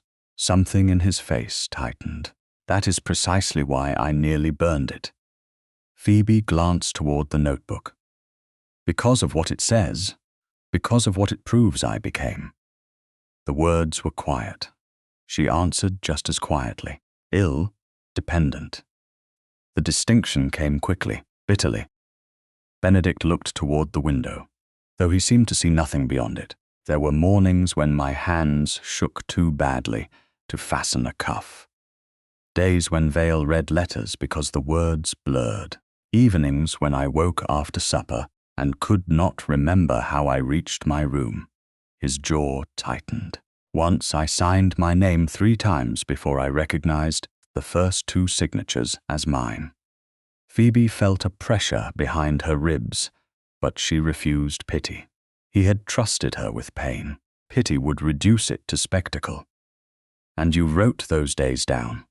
Not all of them, only the ones that frightened me. Why? Benedict looked at her. Because I began to suspect that everyone around me knew more about my life than I did. The sentence stayed between them. Phoebe understood it too well, not the illness, the erasure, the feeling of being present while other people decided what your silence meant. She looked at the notebook again. You still do not have to give it to me. You said that before. It remains true. And if it helps establish what happened, then the choice is still yours. He was silent for a long moment. That is why I brought it to you. Phoebe's breath caught slightly. Benedict opened the diary. The first page contained dates in a precise but uneven hand. Some entries were only a line, others filled half a page. He turned to January, the 22nd. Phoebe remembered Mr. Vale's record. Severe weakness. Confusion after breakfast. Benedict read only the necessary lines. Woke with heavy limbs. Could not recall finishing supper. Teresa says Crane visited yesterday and adjusted nothing. He turned another page. February 10th. Hands would not stop shaking before noon. Vale dressed me. Forgot whether I had answered a letter from London. Another page. March 4th. Could not sign confidently. Slept after luncheon. Woke disoriented. Phoebe took out the copied list she had brought from Mr. Holden's records. Her hands remained still, but her pulse had begun to race. January 21st was an unscheduled visit. Yes. February 9th. Yes. March 3rd. Benedict nodded. Phoebe placed the apothecary's delivery dates beside them. 3 private visits. 3 severe episodes within roughly a day. 3 periods in which unauthorized bottles appeared in the Gorsebridge register.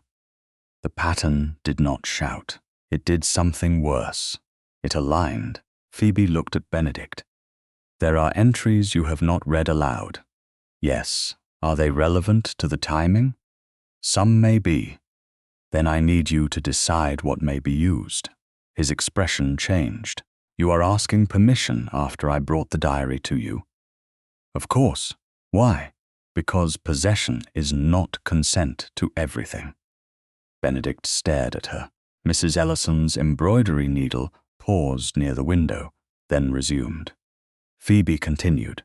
If a page says you could not sign a letter, and that helps establish a date, we use that fact. If another page contains fear, anger, or something private that proves nothing about the medicine, it stays private. Even if revealing it would make people sympathize with me. Especially then. He leaned back, slightly. You would withhold useful emotions? I would withhold what does not belong to the evidence. A faint, disbelieving smile crossed his face. You are the strangest ally I have ever had. How many have you had? Fewer than my title suggests. The answer softened something between them. Not romance in any simple form. Something quieter. Trust, perhaps, built not through confession alone, but through restraint. Benedict turned another page. There is one entry you should hear. Phoebe waited. His voice became flatter as he read. April 11th. Woke late. Could not remember Crane leaving the house.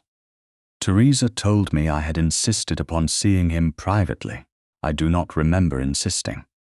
Phoebe felt the room narrow around the words. Doctor, Crane visited on April 10th. Yes. The unexplained bottle was entered on April 12th. Yes. And this is one of the worst episodes Mr. Vale recorded. Yes. 3 answers. 3 nails driven into the same pattern. Phoebe looked down at the lists. Benedict. It was the first time she had used his name without title.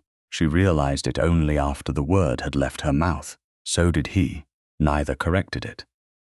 "These dates do not prove what was in the bottles," she said.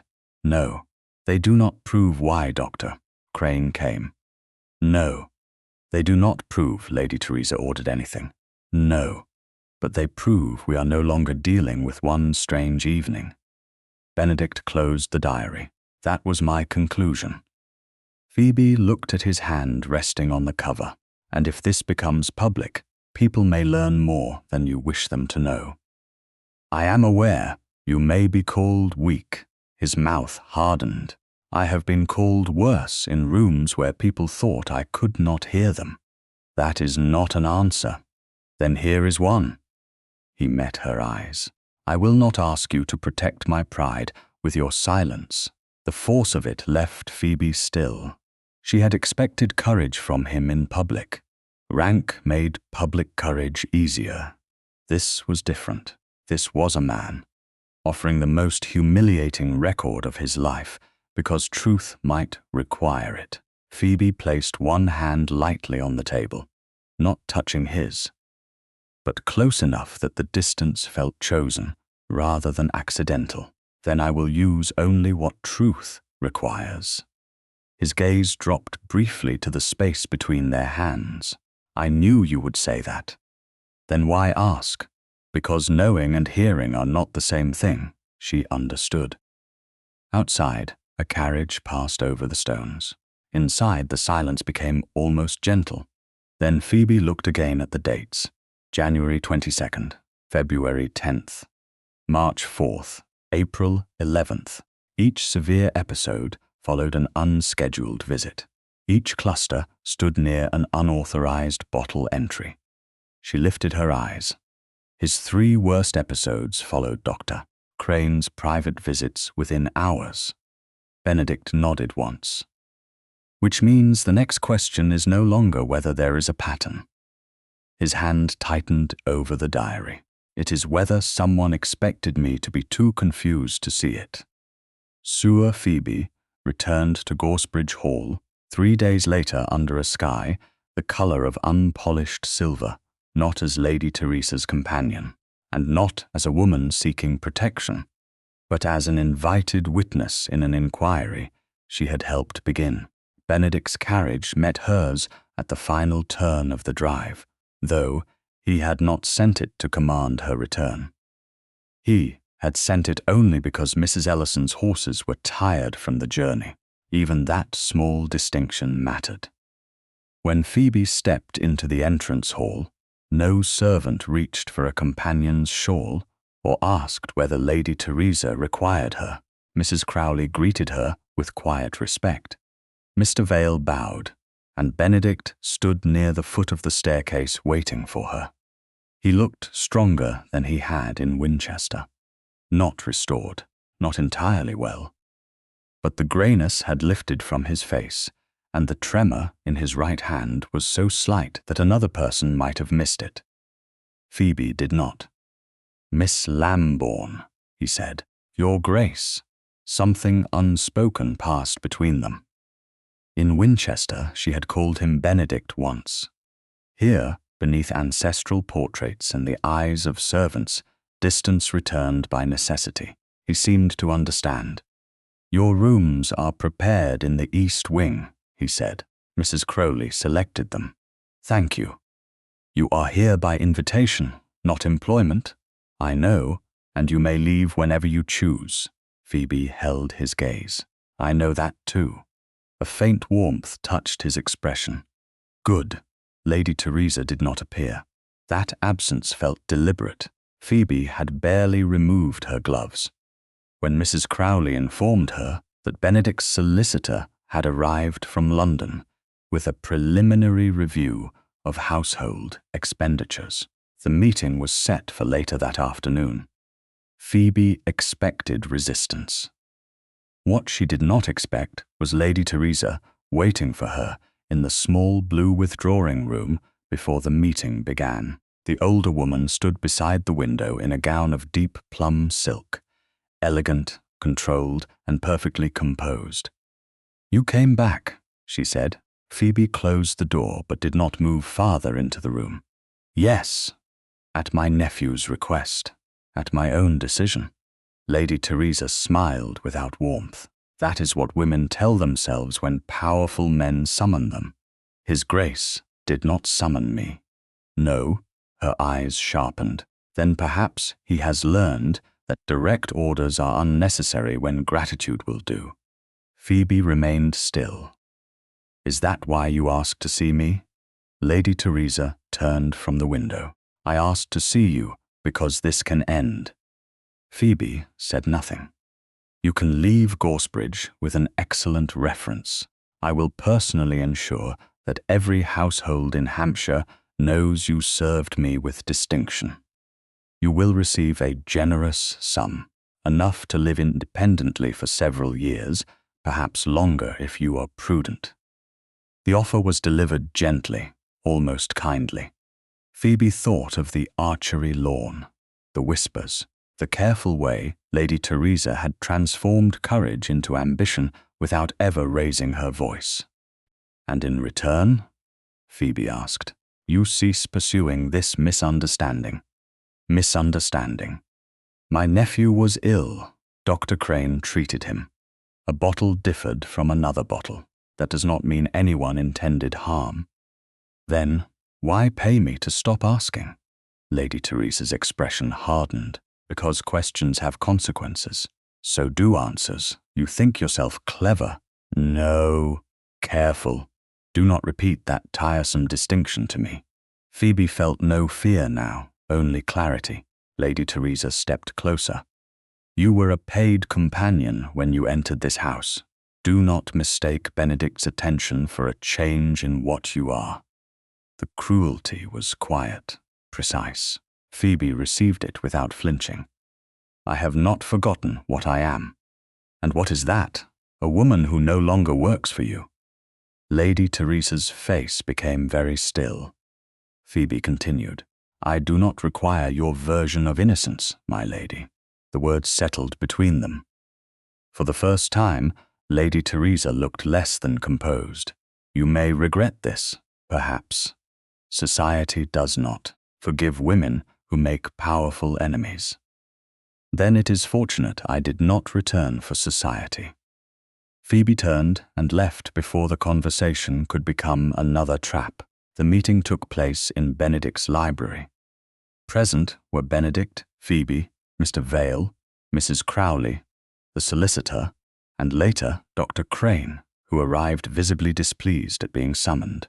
Lady Teresa came last.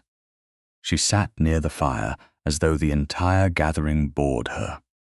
The solicitor did not begin with a speech. He placed one narrow sheet of paper on the table. Your Grace, I have reviewed only the medical charges and certain related household disbursements, as instructed. Benedict nodded. What did you find? A pattern. Phoebe felt the word pass through the room. The solicitor pointed to 3 dates, January 21st, February 9th, March 3rd, the same dates as Dr. Crane's unscheduled visits. On each of these dates, an additional fee marked special attendance was paid. Dr. Crane spoke at once. That proves nothing. Physicians are paid for attendance. Certainly, the solicitor said. But these payments were not entered through the regular medical account. Benedict's eyes narrowed. Where were they entered? Under miscellaneous household expenditures. Lady Teresa said, an accounting convenience. Perhaps, the solicitor replied, except that each payment was authorized through Lady Teresa's household office. Silence followed. Lady Teresa did not move. I managed the house during Benedict's illness, she said. You did, the solicitor agreed, and these amounts increased during the same months in which His Grace became less able to supervise correspondence and accounts. Her gaze sharpened. Are you accusing me? No, my lady. I am describing the records. Phoebe almost felt the echo of her own words. Dr. Crane shifted in his chair. Benedict saw it. How much? He asked. The solicitor named the total. It was not vast enough to explain murder. It was more troubling than that.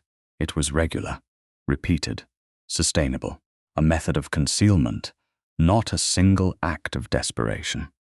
Benedict looked at his aunt. What were the payments for? Medical attendance. Then why conceal them under household expenses? They were not concealed. Then why were they not entered with the others? Lady Teresa's patience broke by a fraction. Because you were ill, Benedict. The estate required order. Someone had to make decisions.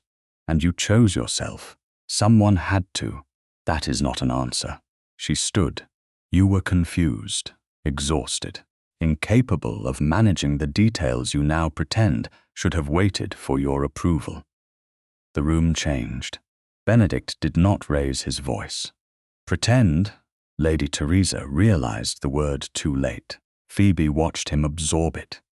Not merely the insult, the truth beneath it. His aunt had not regarded his weakness as temporary illness. She had regarded it as permission. Dr. Crane intervened. Your Grace, fatigue and confusion were genuine symptoms. No one disputes that. Benedict turned toward him. No. The question is who benefited from keeping them unexplained. Dr. Crane went silent. The solicitor opened another paper.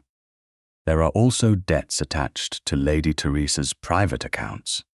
Lady Teresa's face lost color. That is irrelevant. Perhaps, but several payments were settled during the same period through funds that passed first through household expenditure. Benedict stared at her. You used my accounts to cover your debts. I preserved this family's dignity while you lay upstairs, unable to remember whether you had signed a letter. The cruelty of the sentence struck the room like cold air. Phoebe looked at Benedict. His face did not change, but his hand closed once against the edge of the desk. She wanted to speak. She did not. This moment belonged to him. Benedict stood. Slowly, deliberately, leave the room. Lady Teresa stared at him. Benedict, now. She looked toward Phoebe, and in that glance lay blame, fury, and fear. Then she left. Dr. Crane followed, only after Benedict ordered him to remain available for further questioning. When the door closed, silence returned. The solicitor gathered his papers. Your Grace, there is not yet enough to prove what the unexplained bottles contained or who supplied them. Benedict looked at Phoebe. But there is enough to know why someone might have wanted me weak. Phoebe nodded. Yes, his voice became quiet. Not dead. No, governable. She said nothing because he had reached the word himself. Benedict looked toward the closed door through which his aunt had disappeared. She did not need me gone. She needed me uncertain. Phoebe's chest tightened. Then we must prove how it was done. He met her eyes. We will. For a moment, neither moved. The air between them held everything they were not yet ready to name. Gratitude would have been too small. Attraction would have been too simple. Trust had become the more dangerous thing. Benedict glanced at the papers on the table. The final reckoning cannot happen in this room. Phoebe understood at once. The crime had not been committed among ledgers. It had passed through bottles, trays, keys, cupboards, servants' hands, and the domestic machinery of obedience. No, she said, it should happen where the bottles were handled. Benedict's eyes narrowed thoughtfully. Phoebe finished the thought. The still room. He held her gaze for one long second. Then he nodded. Then that is where we begin. By 10 o'clock the next morning, the still room at Gorsebridge Hall no longer felt like a place where syrups were bottled, linens aired, and household remedies prepared. The long work table had been cleared. Jars had been moved to the shelves. The windows stood uncurtained so that pale daylight fell cleanly across the scarred wood. At the center of the table waited 2 silver medicine spoons, the sealed Winchester bottle, the suspect bottle, Benedict's private diary, the household medicine register, and one narrow packet of papers from the solicitor. Nothing about the arrangement was theatrical. That made it more severe. Phoebe entered with Mrs. Crowley beside her and stopped for one brief moment at the threshold. She had seen this room dozens of times while employed at Gorsebridge. Then, she had been Lady Teresa's companion, useful when summoned and forgettable when silent. Today, she entered because the Duke himself had asked her to speak first. Benedict stood near the far window. He wore black, as he often did, but the effect was different now. He still looked pale. He still moved with care.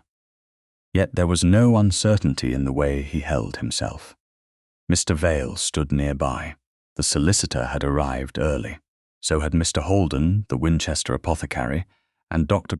Ellis, an independent county physician, whose reputation for caution was nearly as famous as his dislike of aristocratic interference. 2 neighboring gentlemen had also been invited as neutral witnesses. Daniel Reed, the young footman once threatened with blame, waited beside Mrs. Crowley. His face was nervous but determined. Lady Teresa entered last. Dr. Crane came with her. He looked offended by the entire room before anyone had spoken. Teresa stopped when she saw the servants. "What is this?" Benedict answered. "An inquiry." "I can see that. Why are servants present?" Mrs. Crowley did not move. Neither did Daniel. Phoebe looked at Teresa. "Because servants carried the trays, kept the cupboards, opened the doors, and were nearly blamed when questions became inconvenient." Lady Teresa's eyes sharpened. "I was speaking to my nephew," Benedict said, and Miss Lambourne answered correctly.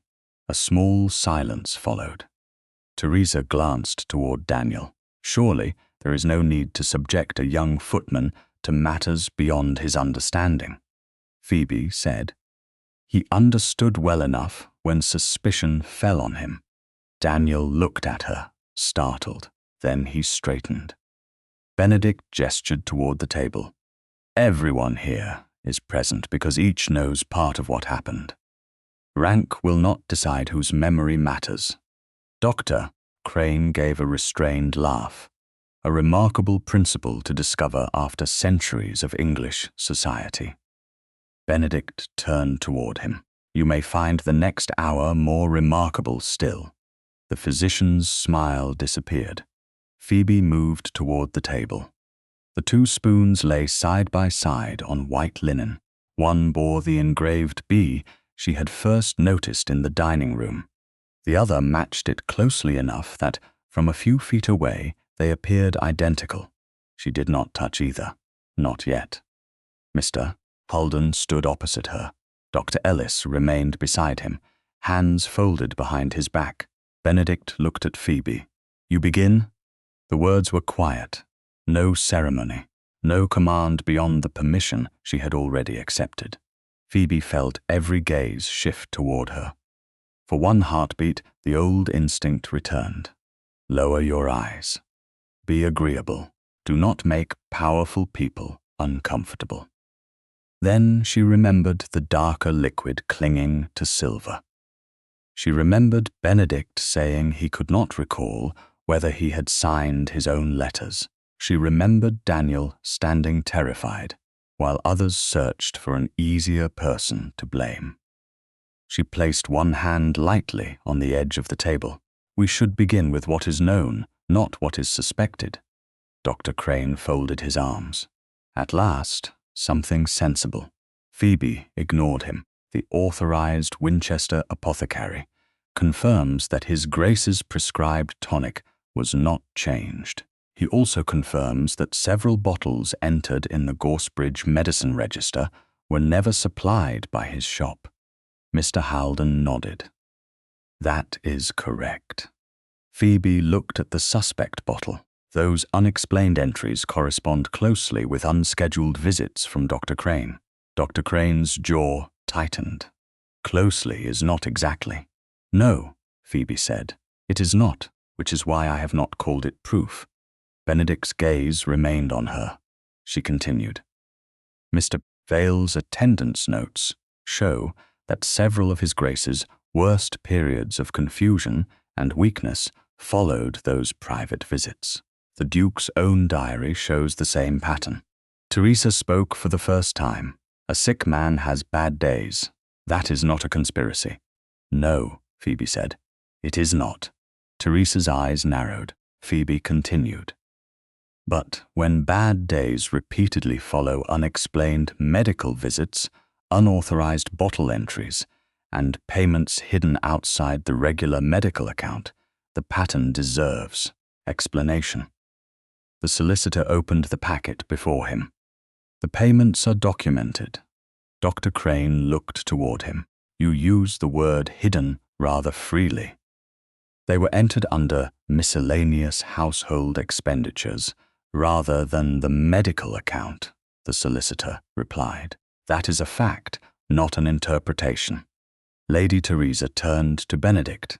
Are we truly to spend the morning listening to tradesmen, servants, and a former companion pretend they understand medical treatment?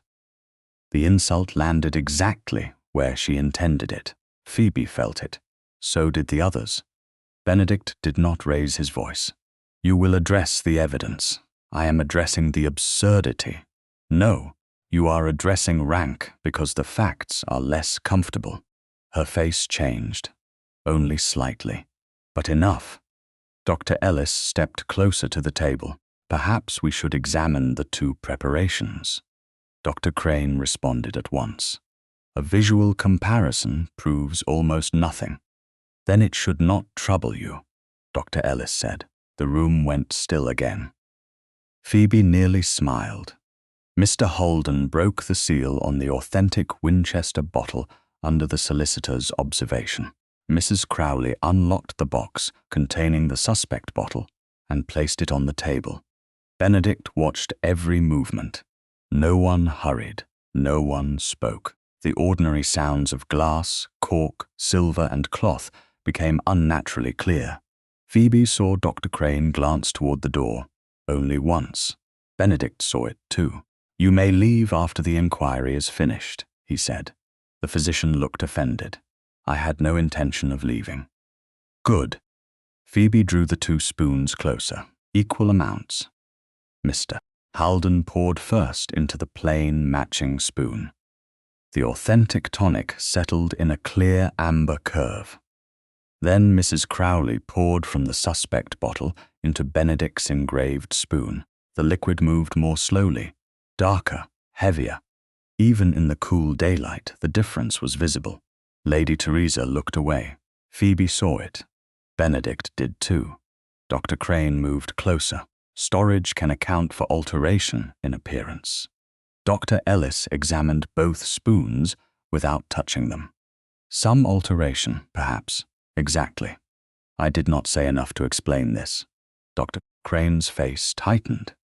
Phoebe looked toward Mr. Holden. Did you supply the darker preparation? No. Did you authorize another apothecary to do so? No. Was the prescription officially altered? No. Phoebe turned toward Dr. Crane. Then, if the authorized apothecary supplied no bottle on these dates, what exactly was His Grace swallowing? No one moved. The question hung in the still room, plain and unavoidable. Doctor, Crane stared at her. You assume too much. Then correct me. I have already said that medicines may vary. Not who supplied the unexplained bottles. I am not responsible for every object carried through this house. You were His Grace's physician, yes. You visited privately on the dates surrounding the unexplained entries. At times, his worst episodes followed. Illness fluctuates. Payments to you were entered outside the regular medical account. That was a household decision. Teresa spoke sharply. Enough. Phoebe looked at her. Not yet. Lady Teresa went still. Phoebe placed one finger beside Benedict's closed diary. Dr. Crane does not yet know what is written here. Benedict's expression did not change. Crane's did, only for a second. Then it vanished. Phoebe felt the room tighten around that movement. Benedict stepped forward. The diary is mine. Only entries relevant to dates and symptoms will be used. He looked toward Phoebe. And Miss Lambourne will decide which entries those are. Teresa stared at him. You trust her with that? Benedict did not look away from Phoebe. Yes. The answer was simple, unqualified. Phoebe felt it deeper than any declaration would have reached. Then she lifted the engraved spoon from the white cloth. The darker liquid trembled against the silver. Then let us begin where this began. Phoebe held the engraved spoon steady until the last ripple in the dark liquid disappeared. Then she set it down beside the lighter preparation and opened Benedict's diary. No one spoke. The still room seemed to contract around the long table. The bottles, the papers, and the people who had spent months trusting routine, because routine was easier than suspicion. Phoebe turned to the first marked page. January 22nd. His Grace recorded severe weakness, confusion after breakfast, and difficulty recalling the previous evening. Doctor. Crane's expression remained controlled. A sick man records symptoms. That proves illness. Yes, Phoebe said. Now the second date, February 10th. Shaking hands, difficulty dressing, uncertainty over whether correspondence had been answered. She turned another page. March 4th. Unable to sign confidently. Slept after luncheon. Woke disoriented. Dr. Crane folded his arms. Again, symptoms. Phoebe looked at him. Yes, now we add the visits. Mr. Vale opened his attendance record.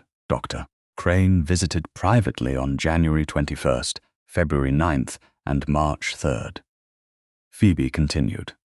And the household medicine register shows unexplained bottle entries near those same dates. Mr. Holden placed his signed statement on the table. None of those bottles came from my shop. The room went still.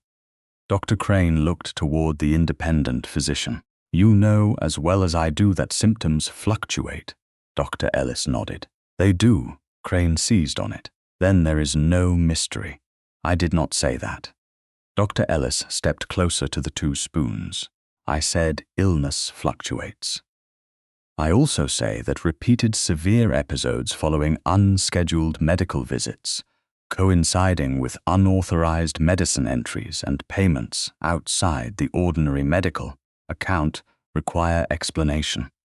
Dr. Crane's mouth tightened. Correlation is not proof. No, Phoebe said, which is why there is more. She turned to the solicitor. He opened the narrow packet. 3 payments marked special attendance were made to Dr. Crane on the same dates as the private visits. They were not entered in His Grace's regular medical account. They were placed under miscellaneous household expenditures. Lady Teresa spoke coldly. I have already explained that. I managed the household while Benedict was unwell. Benedict looked at her. You explained that you made decisions. You did not explain why those payments were concealed. They were not concealed. Then why were they separated from every other medical charge? She did not answer. Phoebe looked at Mrs. Crowley. On those evenings, were ordinary servants dismissed early? The housekeeper nodded. On several of them. Lady Teresa said His Grace needed quiet, and that Dr. Crane should not be disturbed. Who remained? My lady's maid, Mr. Vale, when summoned. Sometimes no one in the corridor. Dr. Crane gave a dismissive laugh. So now privacy itself is evidence. Phoebe shook her head. No, privacy is opportunity. The evidence is what happened around it. His face hardened. You choose your words very carefully, because you keep trying to make them say more than they do. A brief silence followed. Benedict's gaze rested on Phoebe, steady and unreadable. Doctor. Ellis lifted the suspect bottle and examined it without opening it. Dr. Crane, did you authorize another apothecary to supply His Grace's tonic? No. Did you request a change in formula from Mr. Holden? No. Did you document any therapeutic adjustment? Not in the ordinary register. Benedict's eyes sharpened. Then where? Crane hesitated. The hesitation was small. It was enough. Phoebe asked. Was there another record? Not a formal one. Was there another preparation? Silence. Benedict stepped forward. Answer her. Dr. Crane's jaw tightened. There were occasions when I considered a stronger calming mixture appropriate. The still room changed. Lady Teresa did not move. Phoebe felt the truth draw nearer. Appropriate for what? She asked. Rest. Whose rest? His Grace's. Benedict spoke quietly. Did I request it? Crane looked at him. You were not always in a condition to judge what you required. Something cold entered Benedict's face. That was not the question, Doctor, Ellis said. Was a stronger preparation supplied? Crane looked around the room, as though calculating which denial could still survive.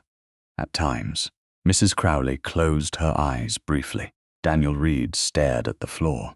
Phoebe asked, was it entered under the authorized prescription? No. Was His Grace told? Not always. Was Mr. Holden told? No. Was the household register accurate? Dr. Crane said nothing. Phoebe let the silence work. Then she asked the question that mattered most. If this was a necessary change in treatment, why was it hidden from the patient, absent from the prescription, and supplied outside the authorized account? Dr. Crane looked at Lady Teresa. It was the first open mistake he had made. Every eye followed. Benedict's voice became very quiet. Answer her. Crane exhaled. Because your aunt believed you would refuse. Lady Teresa turned sharply. Barnabas. The use of his first name cut through the room. No one had heard her speak to him that way before. Benedict stared at her. You knew. Teresa's face hardened. I knew you were impossible when well. No one moved. Benedict's expression did not change. Say that again. She lifted her chin. You questioned everything. Every account. Every visitor. Every arrangement. After the accident, when you were weak enough to rest, this house finally functioned.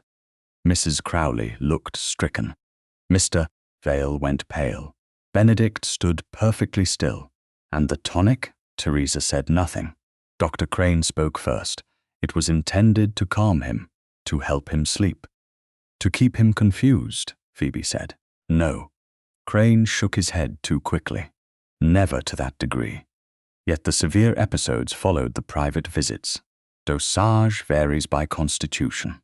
Dr. Ellis's voice turned hard, and repeated unrecorded administration without the patient's informed knowledge is not a defense. Dr. Crane looked away. Benedict faced his aunt. Why? Teresa's control finally cracked, not into hysterics, into contempt, because someone had to preserve what remained, your estate, your name, your obligations, my position. Everything became easier when you stopped fighting every decision. Benedict's face went cold. Easier for whom? She did not answer. The solicitor placed another paper on the table. For Lady Teresa, perhaps. Her private debts increased during the same period. Several were settled through funds moved from household expenditure. Teresa turned on him. You have no right. Benedict spoke without raising his voice. He has my authority. She looked back at Benedict. I protected this family. You protected your access to it. I kept you alive. You kept me governable. The word landed harder than anger. Teresa's face changed. For the first time, she looked afraid. Benedict turned to Dr. Crane. Did you know about the debts? Not at first. Did you know she wanted me too weak to challenge her? She said you needed rest. And when the episodes worsened, Crane looked down. I reduced the amounts. Dr. Ellis said, but you continued. Crane did not answer. Phoebe felt no triumph, only the heavy clarity of a truth finally forced into daylight. Benedict looked at the 2 spoons. So the medicine changed? Yes, Crane said. Without my consent. Silence. Yes. Without proper record. Yes.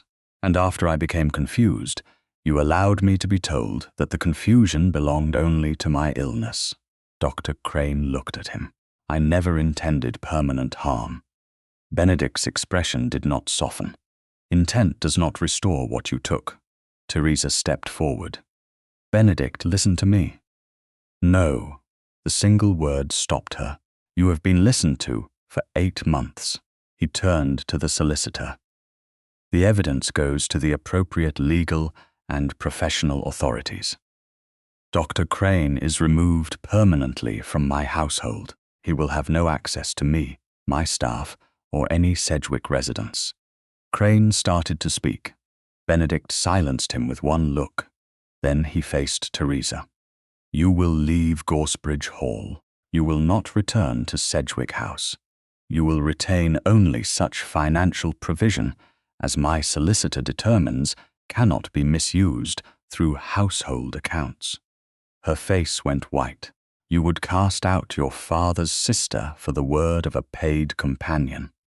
Phoebe felt the old insult strike the room. Benedict did not even look at her. No, I am acting on the evidence you failed to erase. Teresa stared at him. Phoebe stepped forward, and the servants must be cleared publicly. Every gaze turned toward her. Daniel was nearly blamed. Others were treated as if carrying a tray made them responsible for what powerful people placed upon it. That cannot remain. Benedict nodded. It will not. Phoebe continued. The insinuations made against me at the archery fete must also be withdrawn before the same families who heard them. Lady Teresa laughed bitterly. So this is revenge. Phoebe met her gaze. No, revenge would ask you to feel what I felt. I am asking only that the truth reach the same rooms as the lie. Teresa had no answer. Benedict looked toward the servants, then toward the witnesses. This house learned to believe that authority should not be questioned. My illness made that habit more dangerous. Miss Lambourne proved otherwise. His gaze found Phoebe's. I allowed weakness to teach this household that my body could be managed by others, and that those below me should obey without question. That ends today. No one applauded. The silence was better. It held recognition, discomfort, and the beginning of consequence.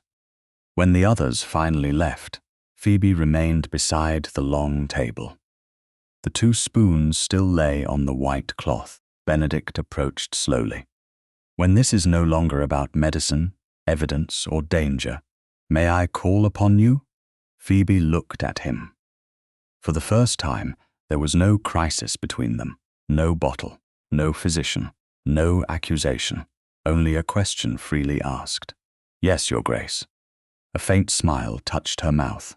Then we shall discover what remains. By the beginning of summer, the silence around Gorsbridge Hall had changed. It was no longer the silence of fear, secrecy, or servants lowering their voices outside closed doors. It was the silence of a house learning new habits. Dr. Barnabas Crane no longer crossed its threshold. The evidence concerning his conduct had passed through Benedict's solicitor to the proper legal and professional authorities, and although the proceedings moved with the deliberate pace of Victorian institutions, the result that mattered most to the household was immediate. He was gone. His name no longer appeared in the medicine register. His authority no longer ended questions before they could be asked. Lady Teresa had left Gorsbridge within 3 days of the still-room inquiry. She went first to a rented house in Bath under financial arrangements controlled by the solicitor. with no access to Sedgwick household accounts, and no right to direct servants, correspondence, or estate matters. The county learned enough to understand why. Benedict refused melodrama, but he refused secrecy even more firmly. The insinuations made against Phoebe at the archery fete were withdrawn before the same families who had heard them. Dr. Ellis confirmed publicly that Phoebe had made no diagnosis and altered no treatment. She had observed a discrepancy, delayed one uncertain dose, and allowed professionals to establish the rest. Daniel Reed and the other servants were formally cleared of blame. Mrs. Crowley received written authority stating that no servant at Gorsebridge could be dismissed merely for reporting an irregularity concerning food, medicine, accounts, or household access. Benedict called it a practical reform. Phoebe knew it was more than that. He had turned one painful lesson into a rule that might protect someone weaker in the future. That mattered to her more than any apology from society. Society, naturally, apologized in its own fashion. Mrs. Harbury sent a note regretting that her words had been misunderstood. Sir Martin Ellison expressed relief that all confusion had been resolved. Several ladies who had once whispered about Phoebe's ambition began speaking of her courage. Phoebe accepted none of it too seriously. Praise could be as unreliable as scandal when people found it socially convenient. She kept the letter from Mr. Holden instead, the one thanking her for asking exact questions without forcing him to say more than he knew. That felt real. She did not return to Lady Teresa's service. She did not become Benedict's nurse, private secretary, or dependent. For several weeks, she stayed with Mrs. Ellison in Winchester while considering what kind of life she wished to build next. Benedict called upon her properly. The first time he arrived at noon with Mr. Vale and stayed exactly 27 minutes because Mrs. Ellison's clock was visible from every chair in the drawing room. The second time, he brought no flowers. He brought a slim volume on household remedies published decades earlier and asked whether her father might have owned the same edition. Phoebe laughed. "You do realize most women expect poetry. I considered Byron and rejected him. I feared the consequences, for you or for me, for civilization." That was the first time Phoebe heard Benedict laugh without restraint. The sound surprised both of them. After that came more calls, letters, walks, where propriety was preserved by company. Though Mrs. Ellison occasionally became deeply interested in a hedgerow several yards away. They spoke less often about medicine. At first, Phoebe feared the silence left by danger would reveal there was nothing else between them. Instead, they discovered ordinary things. Benedict disliked overcooked peas with an intensity that seemed personally unreasonable. Phoebe had no patience for decorative poetry in which women fainted near fountains. Benedict knew every tenant farm on his Hampshire estate, but could not identify 3 common kitchen herbs when Phoebe tested him. Phoebe could be sarcastic when relaxed. Benedict could be absurd when he felt safe enough to risk it. Neither discovery seemed grand enough for society, but both mattered more than grandness. His health improved slowly. The heavy periods of confusion did not return after the substituted tonic disappeared. His hands still trembled on some mornings, especially after fatigue. He no longer hid them. When he needed rest, he chose it before others ordered it. When he needed help, he asked. Phoebe watched that change with quiet respect. Strength, she came to understand, had never been the absence of dependence. It was the freedom to decide what kind of help one accepted, and from whom. One afternoon in early autumn, after several months of proper courtship, Benedict asked her to walk with him in Mrs. Ellison's walled garden. Her chaperone remained visible near the terrace. Benedict stopped beneath an old pear tree and removed his hat. I had prepared a speech. Phoebe looked at him. That sounds dangerous. It was excellent. Then I am sorry to have missed it. You have not. He paused. I forgot it. Phoebe smiled. Benedict. I am serious. So am I. He looked at her with the same directness he had shown in the still room, though now there was no evidence between them and no one else's guilt to expose. I do not love you because you saved my life. Phoebe's smile faded. Good. I thought you might say that. Continue. I love you because you never asked me to become weak so you could feel needed. You gave me truth when comfort would have been easier. You guarded what I trusted you with, even when exposing all of it might have made your case stronger. And when I asked what remained after the danger, I found that what remained was the person I wanted beside me when there was nothing left to solve. Phoebe's throat tightened. He continued, I cannot promise never to be proud, difficult, or occasionally intolerable.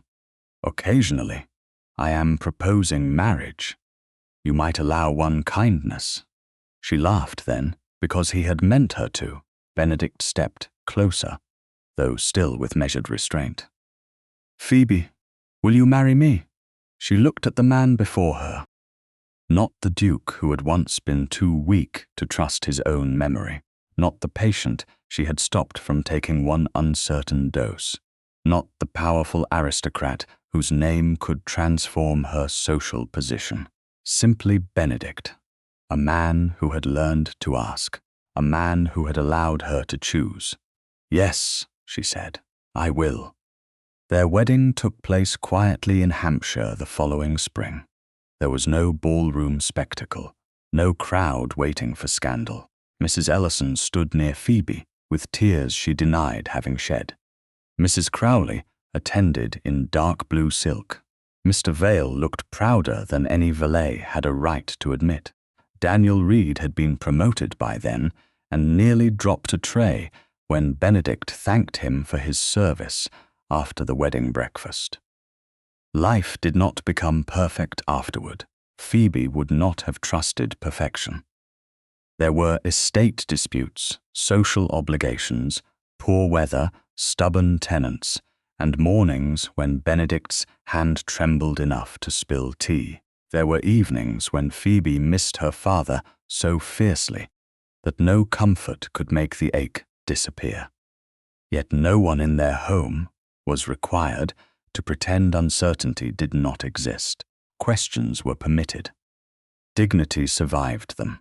On a warm midsummer afternoon, more than a year after the still-room reckoning, Benedict and Phoebe sat high on the Hampshire downs, with the estate spread green beneath them.